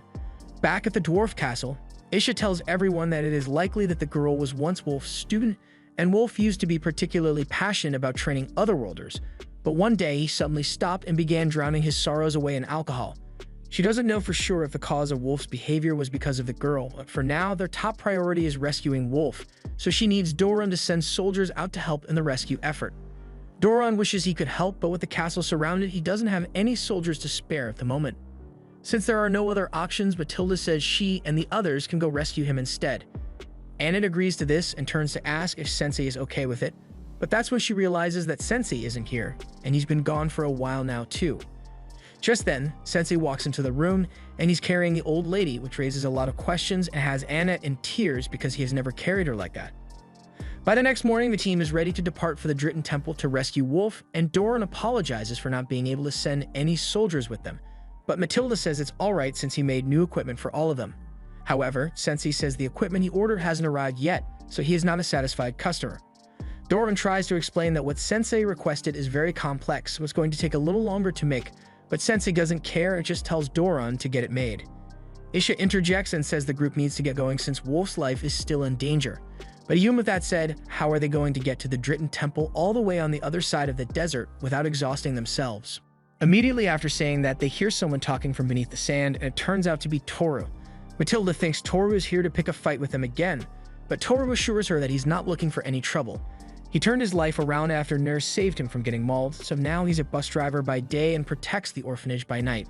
Matilda and Mirror have never heard of a bus before, so Toru decides to demonstrate using a randomly desert tiger that happened to be nearby. He uses his ability on it, which turns it into a tiger bus, and invites them all to get aboard. All except Sensei, because he is still holding a grudge over his favorite scorpion cycle that Sensei destroyed. He then leaves without Sensei and refuses to turn back to get him, so Sensei just accepts that he's not going to be doing anything useful this time around since he has no means of transportation. However, the old lady pleads with him to take her to Wolf, and Sensei can tell by the look in her eyes that she deeply cares for him, so he decides to give it his best shot after all.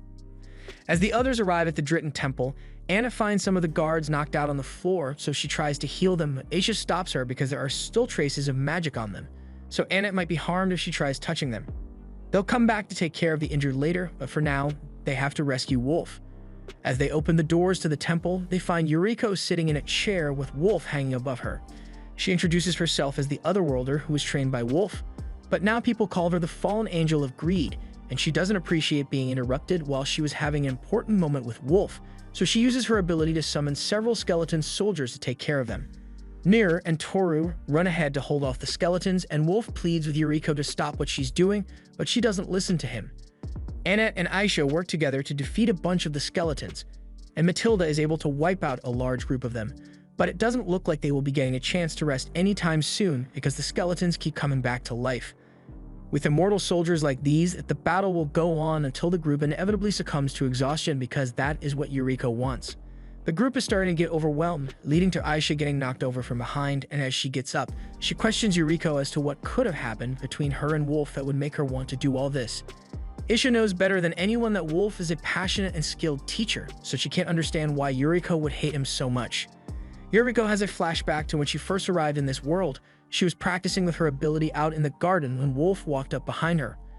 Wolf compliments her on her hard work, but he's worried that her ability might not be suited for combat, so he tells her that she isn't obligated to go to war against the Dark Lord if she doesn't want to.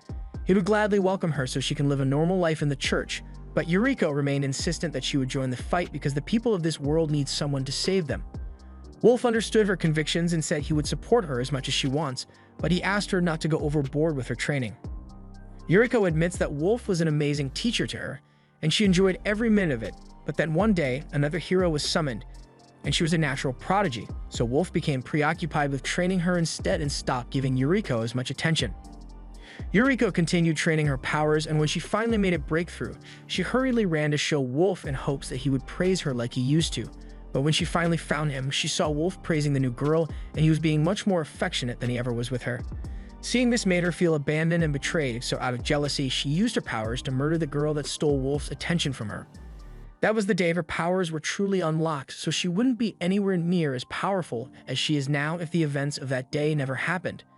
Yuriko then proceeds to recall her skeletons and say that she is aware that it was wrong to kill an innocent girl because of her own feelings, but she has already committed a heinous act, so she has no right to call herself human anymore. All she wants now is for everyone to die, so she summons her most powerful creature, and is about to use it to slay all the people in the room.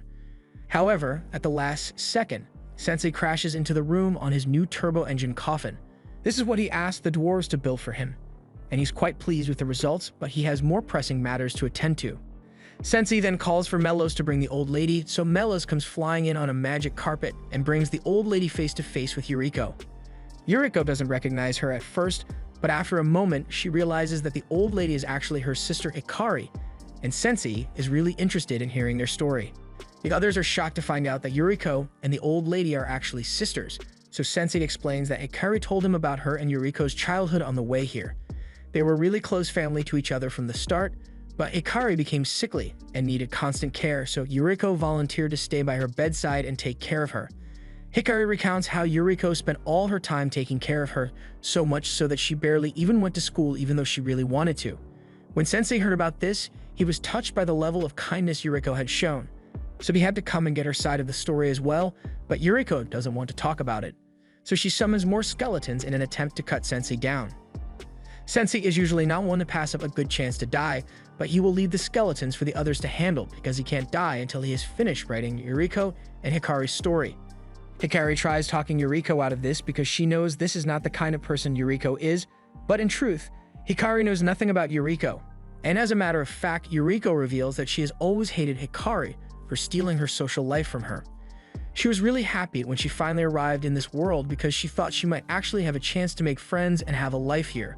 But then Hikari showed up again and took everything from her.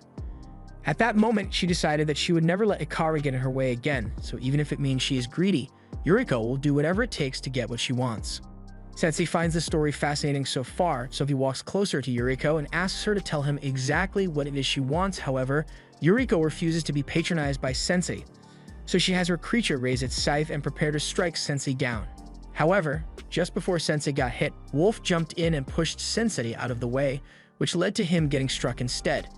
The scythe didn't dismember his arm, but the nature of Yuriko's powers caused Wolf to begin aging rapidly, and Yuriko is frozen because she didn't mean to hurt Wolf. Wolf turns to her and apologizes because he had no idea that she felt so hurt by his actions back then, but Sensei cuts him off and asks Wolf to stay out of this. Sensei wants to write a story about the relationship between two sisters, not the relationship between the two sisters and a bishop, so he tells Wolf to just sit there while he writes his story. With that said, Sensei then turns to Yuriko and asks her once more what it is that she really wants. Yuriko tries to keep him away by summoning two skeleton soldiers, but even though they hit Sensei, it doesn't stop him in the slightest as he puts his hand on the wall and asks her what she wants one more time. The way Sensei is staring into her eyes gets Yuriko to calm down, so she takes a moment to really think about what it is that she wanted. She has a flashback to the opening ceremony of her high school, and all the girls were being brought to school by their fathers, but Yuriko wasn't able to go since she had to be by Hikari's side. She tried asking her father if he would go to the opening ceremony with her, but he was so preoccupied with making Hikari happy that he wasn't paying any attention to Yuriko. Yuriko gave up on trying to ask him to go with her, so as he left, Yuriko noticed that Hikari was asleep, and since no one would notice if she were gone, she decided to go to her opening ceremony anyway, even if she had to go by herself. She had intended to just be gone for a few hours and return before anyone would notice, but by the time she got back to the hospital, she saw the lights on in Hikari's room, so something bad must have happened. She runs up to the room and finds her father as he is thanking the doctor for his help and as soon as her father spots her, the first thing he does is walk over and smack the shit out of her for leaving Hikari alone, just so she could have fun.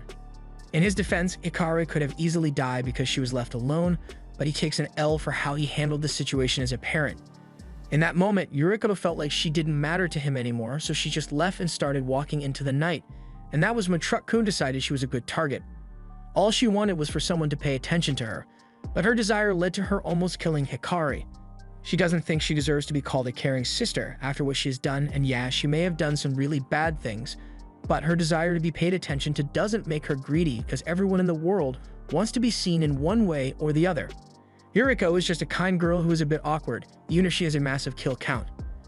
Just then, Hikari hugs Yuriko and begins apologizing to her because she hadn't realized how much Yuriko suffered because of her. Sensei asks Yuriko if she knows how Hikari got summoned to this world in the first place, and she doesn't, so he tells her that after Hikari woke up, day after day passed without her hearing from Yuriko, and she slowly began to lose hope because she couldn't imagine a life without Yuriko with her. So one night she began walking aimlessly along the street, and that's when Truck-kun decided to come back for round 2. Yuriko begins crying because she hadn't realized how much Hikari cared for her, and Wolf now realizes that he failed as a teacher. When Hikari first arrived in this world, he was giving her the usual greeting he would give any other worlder. But then Yuriko recognized Hikari and ran over to hug her since she was happy to see her again. She asked how Hikari was feeling, and it turns out terminal illness doesn't get izakayed with you. So Hikari was perfectly fine in this world. A little while after that, Hikari went to talk privately with Wolf and asked him to train her extra hard so she could become strong enough to defeat the Dark Lord. Hikari wanted to be able to fight alone so that Yuriko could live a normal life in this world. She knew that Yuriko had to take care of her because of her illness, and that stopped her from enjoying her life back on Earth, so Hikari wanted to repay Yuriko by taking on all the responsibilities as a hero here so Yuriko could finally enjoy herself and be happy. It turns out that the two of them have always loved each other, and Sensei is satisfied with the story he has written about them. So his ability activates, and both Yuriko and Hikari are surrounded by his blue light. As much as Sensei wants to see the story's conclusion, he also believes a story like this needs to be completed by the people involved. So he hears out the page, and as he does so, the dark power within Yuriko is dispelled and Hikari's youth is restored to her, along with the life of all the other people she nearly killed. Yuriko doesn't understand what's going on, so Isha explains that Sensei's ability is about to send her back to her original world, and Yuriko is perfectly fine with that. So she stands up and apologizes to everyone for all the trouble she caused. She then turns to Wolf and thanks him for giving her the chance to enjoy her life, even if it was only a short time. And after that, she and Hikari hold hands as they walk into the portal which sends them back to Earth. Back on Earth, unfortunately, Hikari's chronic illness is back, but Yuriko is by her side again, and neither of them really recall what happened in the other world, but their bond as sisters is stronger than ever. This was the end of episode 11. Subscribe to not miss the next part.